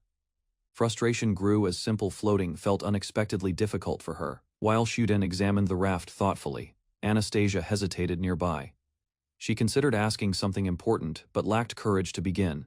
Anastasia watched Shiuden's serious expression and misunderstood his focus. Believing escape mattered greatly to him. She became increasingly uneasy. Shiuden remained absorbed in thought, studying the raft carefully. Instead of strategy, however, he concentrated entirely on choosing its name. Anastasia's assumptions shattered when Shiuden spoke. Before she could react further, another voice called for Shiuden's attention. Ishwa discovered a swimming method by instinct, keeping his head above water through rapid movements. Shiuden recognized the technique immediately. Shiuden praised Ishwa's progress during practice. Their conversation shifted into playful teasing when Ishwa addressed him simply as human. Annoyed by the remark, Ishwa warned Shiuden against repeating it. Shiuden instead suggested a proper title between teacher and student. Shiuden explained that students should respectfully call their instructor sensei. Ishwa hesitated briefly, considering the unfamiliar term before responding. Ishwa quietly called Shiuden teacher at last. Hearing it, Shiuden reacted with amusement, finding the situation strangely familiar and satisfying. Shiuden observed Ishwa that similar to his students in Japan. While Ishwa remained quiet, confused why Shiuden stared at him deeply, Shiuden casually patted Ishwa's head during conversation. Watching from a distance, Anastasia observed silently while keeping her thoughts hidden. Swimming practice continued without success for Anastasia. Seeing everyone improve steadily, she blamed herself and feared becoming a burden. Anastasia imagined the others departing together without her. The possibility filled her with anxiety as doubts continued growing stronger. Disturbing thoughts crowded her mind. She pictured being left behind completely, causing panic as uncertainty overwhelmed her confidence. Anastasia pushed herself relentlessly during swimming practice, diving repeatedly. She refused accepting her current limitations and weaknesses alone. Shiuden gently held Anastasia's shoulder, catching her attention before exhaustion worsened. His concern surprised her, leaving doubts momentarily pushed aside by reassurance. Shiuden advised Anastasia to stop forcing herself and rest. Hearing his words, she quietly called him Master Shiuden, revealing trust she rarely expressed. Rather than continue, Shiuden suggested easier tasks and a different meal. Anastasia learned he had noticed her effort throughout 2 exhausting hours. Shiuden supported Anastasia in the water, teaching proper floating posture. Nervous yet willing, she followed instructions carefully. Anastasia struggled to stay balanced while floating. Following Shiuden's guidance, she moved carefully, though embarrassment and tension still affected her concentration. Shiuden directed her attention toward the sky above. Both paused training briefly, gazing quietly at the moon and countless stars. Their conversation shifted from training to personal experiences. Anastasia explained that flying high prevented her from appreciating scenery below. Remembering her past, Anastasia admitted magic had mainly served battle. Constant responsibilities left little opportunity to calmly enjoy peaceful sights. Despite Shiuden encouraging relaxation, Anastasia refused easing her efforts. She remained determined to finish training and avoid delaying everyone. Anastasia insisted on improving quickly, despite difficulties. Shuden suggested alternatives, explaining that failing one method did not mean failure overall. Shuden encouraged her not to criticize herself excessively. His words eased her worries, helping her reconsider her struggle more calmly. He revealed she already understood floating better than expected. Releasing support briefly, he showed that she was succeeding independently. Anastasia celebrated too early and resumed unnecessary movements. Shuden explained those actions disrupted balance, making floating much harder than necessary. Following Shuden's advice, she relaxed her body properly. With newfound understanding, she prepared to practice floating using correct technique. Anastasia followed Shuden's instructions and relaxed properly.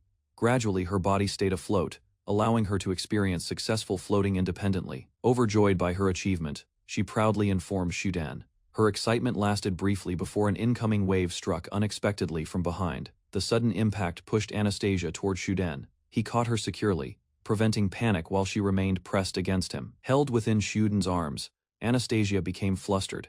His concern confirmed her feelings, matching suspicions she had quietly carried already. While walking back, she recalled Shuden and Naga meeting privately before. Comparing memories carefully, she began questioning their relationship again. Anastasia reflected on Naga and Shuden's earlier kiss. Although jealousy lingered, she reminded herself their relationship was not her concern. Gathering courage beneath the moonlit sky, Anastasia stopped Shuden before leaving. Her emotions overflowed, and she finally prepared to reveal something important. Anastasia nervously approached Shuden and tried expressing her feelings. Embarrassment overwhelmed her, causing repeated stuttering before completing any thought. Gathering courage, Anastasia finally praised Shuden's reliability. Shuden listened carefully, believing she wanted to discuss something much more important. Shuden attempted a response, but struggled finding words. Anastasia watched anxiously, hoping her intended meaning had reached him correctly. Misunderstanding completely, Shuden concluded Anastasia wanted him chosen as captain. His confident answer immediately left Anastasia confused and speechless. Shuden enthusiastically accepted what he believed was support. Anastasia could only stare in disbelief as the conversation derailed entirely. Anastasia gathered courage once more and tried speaking seriously. Overwhelming embarrassment interrupted her again, forcing another hesitant pause instead. Unable to explain herself, she postponed the discussion. She promised to reveal everything once they successfully reached their destination together. Shuden accepted her request without pressing further. Anastasia felt relieved, though her feelings remained unresolved and difficult to express. Looking toward the distant island, Anastasia strengthened her determination. She believed reaching that shore would finally clarify her emotions. The conversation ended, and attention returned to preparations. Shuden inspected the raft carefully, while Anastasia watched beside him quietly. The bamboo raft was finally completed. Shuden and the others gathered along the shore, examining the finished vessel with satisfaction. Anastasia noticed Shuden's concerned expression and asked about it. Naga remained confident, believing the raft could cross the ocean safely. Rather than answering immediately, Shuden climbed aboard. He carefully inspected the structure while admiring its appearance and construction. The raft floated properly on the water without sinking. Seeing everyone's work succeed, Shuden felt relieved and deeply impressed. Standing proudly atop the raft, Shuden celebrated its completion. The achievement brought him excitement while Naga watched from other side. The group tested the completed raft together. While everyone discussed its stability, Shuden felt proud seeing their efforts succeed. He explained that oars would be necessary for travel. Naga argued her strength alone could move the raft faster. Hearing differing opinions, Shuden proposed choosing a captain. He emphasized cooperation, believing coordination mattered more than simple speed alone. He asked for nominations from the group. Anastasia immediately recommended him, showing confidence in his judgment and leadership abilities. Naga interpreted the discussion differently and promoted herself instead. Shuden listened carefully as the captain selection debate officially began. Naga confidently declared herself captain without hesitation. Anastasia looked surprised, while the discussion shifted away from Shuden completely. Before Naga could settle the matter, Shuden interrupted. He reacted strongly, drawing everyone's attention toward his unexpected response. Shuden explained that leadership required responsibility beyond strength. A captain must make difficult decisions and guide others through uncertainty. Continuing his explanation, Shuden described carrying burdens alone when necessary. Anastasia listened carefully while reconsidering the meaning of leadership. Shuden concluded that immediate departure was unwise. He decided the group should organize supplies first before beginning their voyage. Shuden continued teaching survival skills on the water.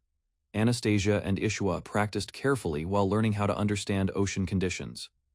2 days passed during steady training sessions. Following Shuden's guidance, Anastasia and Ishua successfully climbed aboard the raft independently, satisfied with their improvement. Shuden praised both students. Calm seas and favorable conditions convinced him preparations were nearly complete. The group enjoyed a larger meal than usual before departure. During dinner, Shuden announced an important decision for everyone. Shuden revealed the voyage would begin the following day. The group focused on the distant island waiting across the sea. Naga eagerly imagined returning home and recovering her strength.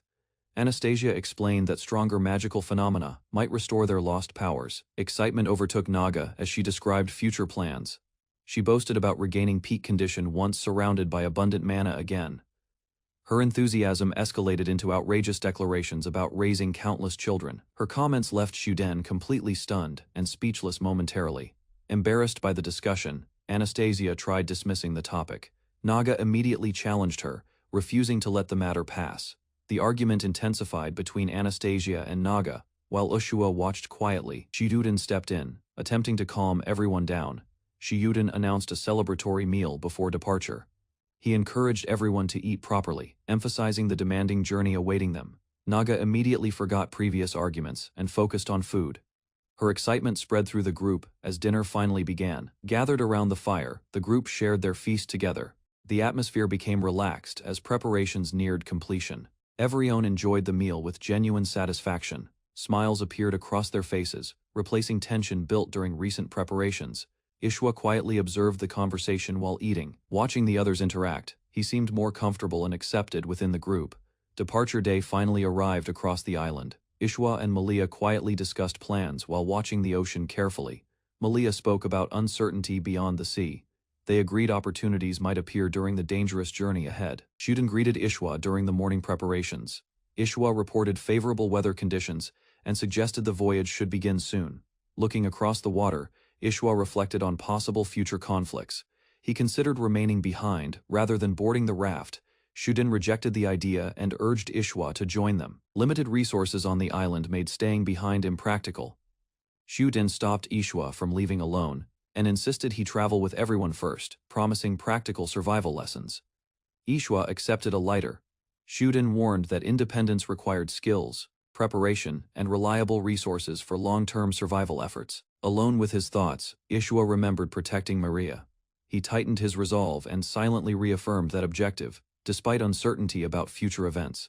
Anastasia called to Shuden as final supplies were secured aboard the raft. Departure preparations had officially ended, and the voyage could begin. Shuden thanked the island for sheltering them through hardship. The group reflected briefly before pushing forward toward an uncertain journey ahead. The raft launched across open waters carrying everyone together, leaving the deserted island behind. Their long-awaited expedition finally began. Shuden and companions strained against the raft pole. Exhaustion weighed heavily, yet the distant island remained visible ahead across waters. Shuden dropped a packed sack onto the raft and caught his breath. He suggested a short break while assessing their remaining strength carefully. He checked supplies and offered smoked meat and coconut juice. Anastasia listened quietly, as he explained their provisions remained sufficient for the journey. Naga rejected the dry smoked meat, immediately showing clear displeasure. Shuden noted their fish stores remained plentiful, reducing concerns about food reserves ahead. Encouraged by their situation, Shuden grabbed fishing gear and proposed gathering more resources. Anastasia and Naga watched him prepare as the raft continued. Anastasia realized Shuden had steadily expanded the raft's structure. Additional platforms, storage space, and functions increased survival chances. She praised the vessel's development while considering future possibilities.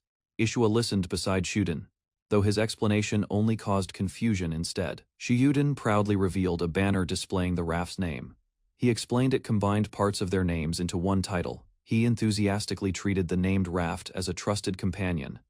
Naga celebrated a successful catch, while Anastasia reacted with awkward silence. Waves rose across the sea as conditions shifted gradually.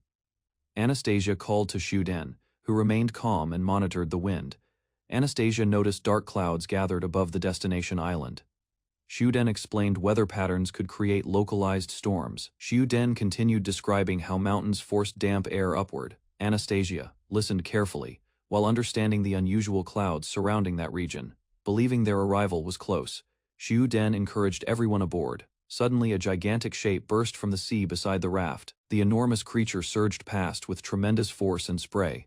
Xiuden froze in shock while Anastasia struggled against violent waves. As the disturbance subsided, Xiuden demanded an explanation immediately. Naga recognized the attacker at once and identified it as a sea monster. A massive Kraken Jr. emerged from the sea directly behind them. The creature's sudden appearance confirmed the dangerous source of disturbance. The raft lurched violently as everyone struggled to maintain balance. Xiuden ordered immediate escape while the group paddled. A heavy impact struck the raft from behind without warning. Xiuden crashed down hard and briefly lost control amid chaos. Anastasia and Naga landed across Xiuden while coughing seawater repeatedly. The collision left everyone soaked, shaken, and disoriented aboard. Naga blamed the giant squid for the attack and exploded with anger. Xiuden instantly agreed while she vowed retaliation against it. Naga launched herself toward the Kraken Jr. without hesitation. She closed the distance rapidly and confronted the sea monster directly. Reaching the creature, Naga seized one tentacle firmly and prepared retaliation. The Kraken hesitated briefly as her strength surprised it. Naga tore multiple tentacles apart and angrily demanded submission. Pieces scattered through the water while the monster suffered heavy damage. Naga glared at the wounded creature, expecting victory immediately. Instead, severed tentacles began growing back, revealing an unusual ability. The regenerated limbs restored the Kraken's condition almost instantly. Naga rushed forward again, realizing ordinary attacks would not suffice. The Kraken's tentacles wrapped tightly around Naga and restricted her movements. She struggled fiercely underwater but remained trapped by force. Seeing Naga endangered, Xiuden dove toward the monster immediately. He grabbed a tentacle firmly and attempted freeing her despite danger. He repeatedly stabbed the tentacle with a knife while holding it. The attacks weakened its grip and created an opening. Naga noticed Xiuden, risking himself for her rescue. His intervention stunned her briefly and interrupted her furious struggle. Both surfaced gasping for air after escaping the restraint. Anastasia checked Xiuden's condition while Naga watched him in silence. Xiuden stopped Naga's reckless charge and questioned her objective. He urged her to focus on defeating the monster effectively instead. Naga listened as Xiuden explained victory required understanding the enemy. His advice reminded her that strength alone was insufficient. He accepted the lesson and requested guidance immediately. He stressed their disadvantage at sea while the raft raced onward. Another attack struck the raft and disrupted their movement. Xiuden struggled to maintain control as Anastasia watched anxiously nearby. Recognizing the danger, Naga decided to act personally. She announced she would fly above and pull the raft forward. Naga declared she had gathered enough mana for transformation. Anastasia doubted her reserves, but Naga remained completely confident nevertheless. A bright light suddenly enveloped Naga before everyone aboard. Xiuden and Anastasia watched closely as the transformation process began. Strange markings across Naga's back reacted first during the change. Small wings emerged unexpectedly, drawing immediate attention from observers. Naga attempted flight, but discovered the wings were undersized. Anastasia questioned the result while Naga stared in disbelief, silently. The Dragon King intervened and pressed against Naga's chest. Large wings unfolded instantly, lifting Naga into the air. Ishwa questioned Naga's enormous mana reserves, while Naga dismissed the concern casually. She accepted the unexpected wings and prepared herself for battle ahead. Naga launched forward above the waves, determined to exploit her newly gained power. Xiuden, Anastasia, and Ishwa watched from the raft. Naga flew ahead, dragging the raft across rough waters while Xiuden, Anastasia, and Ishwa spotted land. Breathing heavily, Xiuden watched the lurking squid, shadowing them without striking, realizing constant pressure threatened their chances of escape. Anastasia noticed Naga's speed dropping and called attention to it, while Xiuden learned her mana reserves were draining far too quickly to continue. Naga admitted maintaining her transformed state had become impossible, yet she kept pulling forward, determined to reach shore before exhaustion forced a change. As Naga strained, the raft advanced, sparing everyone from crushing danger, but Xiuden realized losing her mobility could leave their group. Anastasia gathered her thoughts and revealed a risky plan, reminding Xiuden about the spell she once used against Quakehog successfully. She explained how concentrated magical elements could be compressed into a single point, transforming dispersed power into an effective attack. Anastasia proposed directing coastal thundercloud lightning toward the pursuing squid, while Xiuden cautiously considered whether controlling its path was possible. Breaking down the process, she explained lightning already possessed destructive force, requiring only brief wind guidance instead of complex conversion. Anastasia admitted her knowledge came from studying smartphone charging methods, leaving Shudin surprised that her explanation continued developing seriously. Anastasia explained the plan required approaching thunderclouds above the rocky reef, forcing the group toward dangerous waters despite serious risks. Concern spread across the raft as she sought Shudun's judgment, while Naga struggled onward and awaited a decision. Shudun immediately ordered a sharp course change toward the rocks, surprising Naga, who questioned steering directly into danger. Hearing the objective, Naga accepted the maneuver, realizing the reef offered their best chance to eliminate the pursuing squid. The group advanced toward the reef, despite collision risks, knowing failure would leave them exposed, immobile, and unable to fight.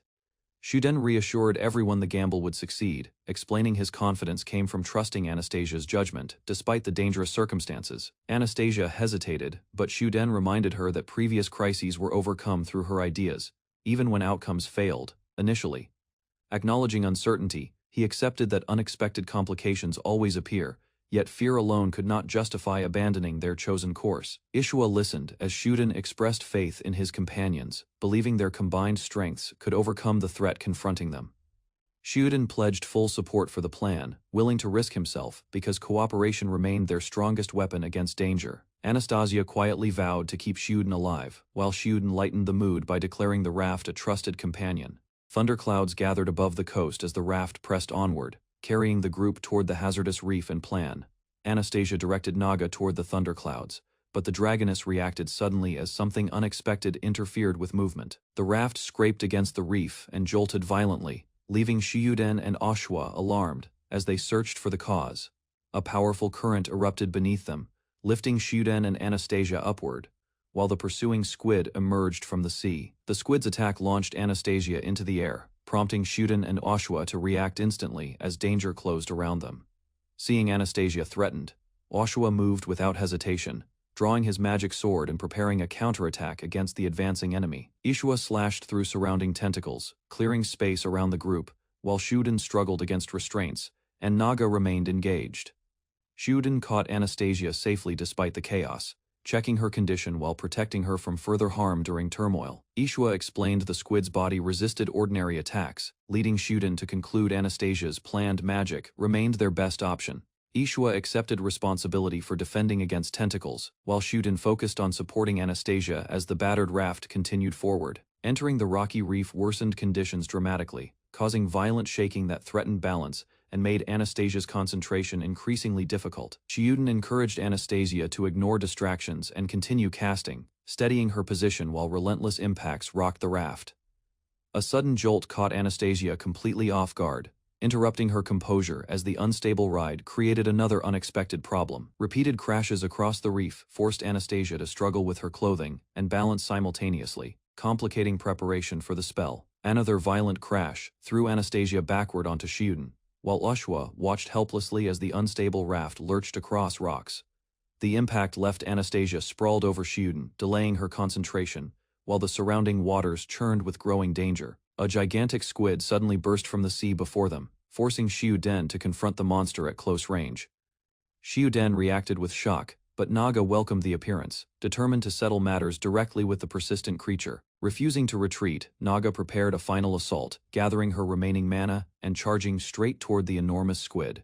Naga unleashed her remaining strength, driving a devastating kick into the squid's massive face and staggering the creature momentarily. Seizing the opening, Anastasia completed her spell, calling thunder from above and directing divine judgment toward the battlefield. A colossal lightning strike crashed into the squid, engulfing its body in blinding energy, as Anastasia unleashed Heavenly Bolt. Naga boasted loudly, convinced the defeated monster would threaten nobody again any longer. A violent surge erupted from the creature, striking the party without warning as Shuden, Anastasia and Ishua reeled backward in shock. The blast opened a massive cavity, dragging broken structures and companions inward, while panic spread across the battlefield as everyone struggled against danger. Thrown into churning water, Shuden surfaced and reassured the others, urging them to cling tightly to floating debris, while waves scattered wreckage around. Amid rough seas, Shuden searched desperately for Naga, spotting only a reaching hand before she disappeared beneath the water. Shuden spotted Naga struggling in the water and rushed toward her immediately, catching hold before she sank completely beneath rough waves. Naga regained awareness and muttered weakly, leaving Shuden startled by her condition as he pulled her closer through water. Seeing her exhaustion, Shuden accepted a cloth bundle from Naga and listened carefully while she explained its practical purpose. Shuden secured the bundle around himself and pushed forward, carrying Naga through strong currents until danger appeared directly ahead. A floating structure bearing Dynea model drifted into view, causing Shuden to pause while Naga noticed something unusual behind him. Shuden recognized the Dynea model flag and broke into tears, realizing the vessel had carried them through disaster and relentless seas. The exhausted survivors collapsed across the shoreline together, grateful to reach solid ground while waves retreated behind their scattered bodies. Shuden slowly sat upright, confirming everyone had survived the ordeal, then released a weary breath as tension finally eased. Facing the stranded Dynea model, Shuden silently reflected on its sacrifice, understanding how the damaged vessel preserved their lives. Still shaken, he expressed gratitude toward Dynea, then quickly checked his companions, wanting reassurance that nobody suffered serious injuries. The strange fluid left Naga completely immobilized and weakened Anastasia as well, while Shuden realized the creature carried lingering effects. Shuden noted Ishua remained mostly unaffected because little fluid reached him, making him the only companion capable of moving freely. Without warning, Ishua stepped forward and pointed his sword directly at Shuden, creating immediate tension across the exhausted group. Recognizing the figure, Shuden stared in confusion and called Ishua's name, uncertain why his companion suddenly adopted such behavior. The disguised figure revealed herself as Miley instead, shocking Shuden completely, while Anastasia praised the deception and recognized her voice. Shuden watched in confusion as Ishua and Melia appeared to alternate control, while Melia apologized and explained their desperate situation. Melia revealed she and Ishua had shared the same body from the beginning, conserving mana while secretly waiting for opportunity. Ignoring Anastasia's helpless state, Melia calmly chose her as the first target, intending to finish matters before resistance emerged. Shuden forced himself forward and pleaded with Melia to spare Anastasia, refusing to remain still despite his weakened condition. Melia noticed Shuden resisted paralysis better than expected, then concluded he avoided much exposure to the creature's strange fluid. Anastasia desperately warned Shuden to escape as Melia instructed Ishua prepared to strike, believing eliminating him first would prevent interference completely. Ishua raised his weapon above Shuden, while Anastasia watched helplessly, fearing the attack would land before anyone could react. The killing blow never came. Melia suddenly hesitated, struggling internally as Ishua resisted and refused harming their teacher. Ishua's influence strengthened, urging Melia to reconsider. He explained cooperation had proven valuable and changed his understanding greatly. Using the brief opening, Shuden proposed setting violence aside temporarily, hoping both sides could work together and escape safely. Shuden's proposal stunned Melia. Ishua appeared supportive, but she dismissed cooperation immediately and questioned whether such trust made sense. Melia angrily argued their survival depended on defeating enemies, insisting demons remained hunted everywhere and could never secure safety otherwise. Ishua challenged Melia's reasoning, reminding her of shared experiences with humans and questioning why she rejected understanding. Continuing her argument, they explained humans lived far shorter lives while demi-humans endured centuries, while Anastasia remained listening. The twins concluded coexistence remained impossible despite good intentions, urging everyone to recognize reality. The truth made Anastasia stunned. Ishua desperately tried stopping Melia, but she rejected his interference completely and declared she would personally finish the attack. The struggle for control intensified inside their shared body as Ishua pleaded repeatedly while Melia fought fiercely to dominate. Their conflict abruptly halted. A weapon slipped from grasp, leaving Shuden and Anastasia staring silently at the unexpected development. Ishua finally gained control, yet confusion replaced confidence as he examined himself and sensed something fundamentally different had occurred. Realization struck instantly. Staring downward in disbelief, Ishua discovered the shared body had somehow divided into two separate individuals.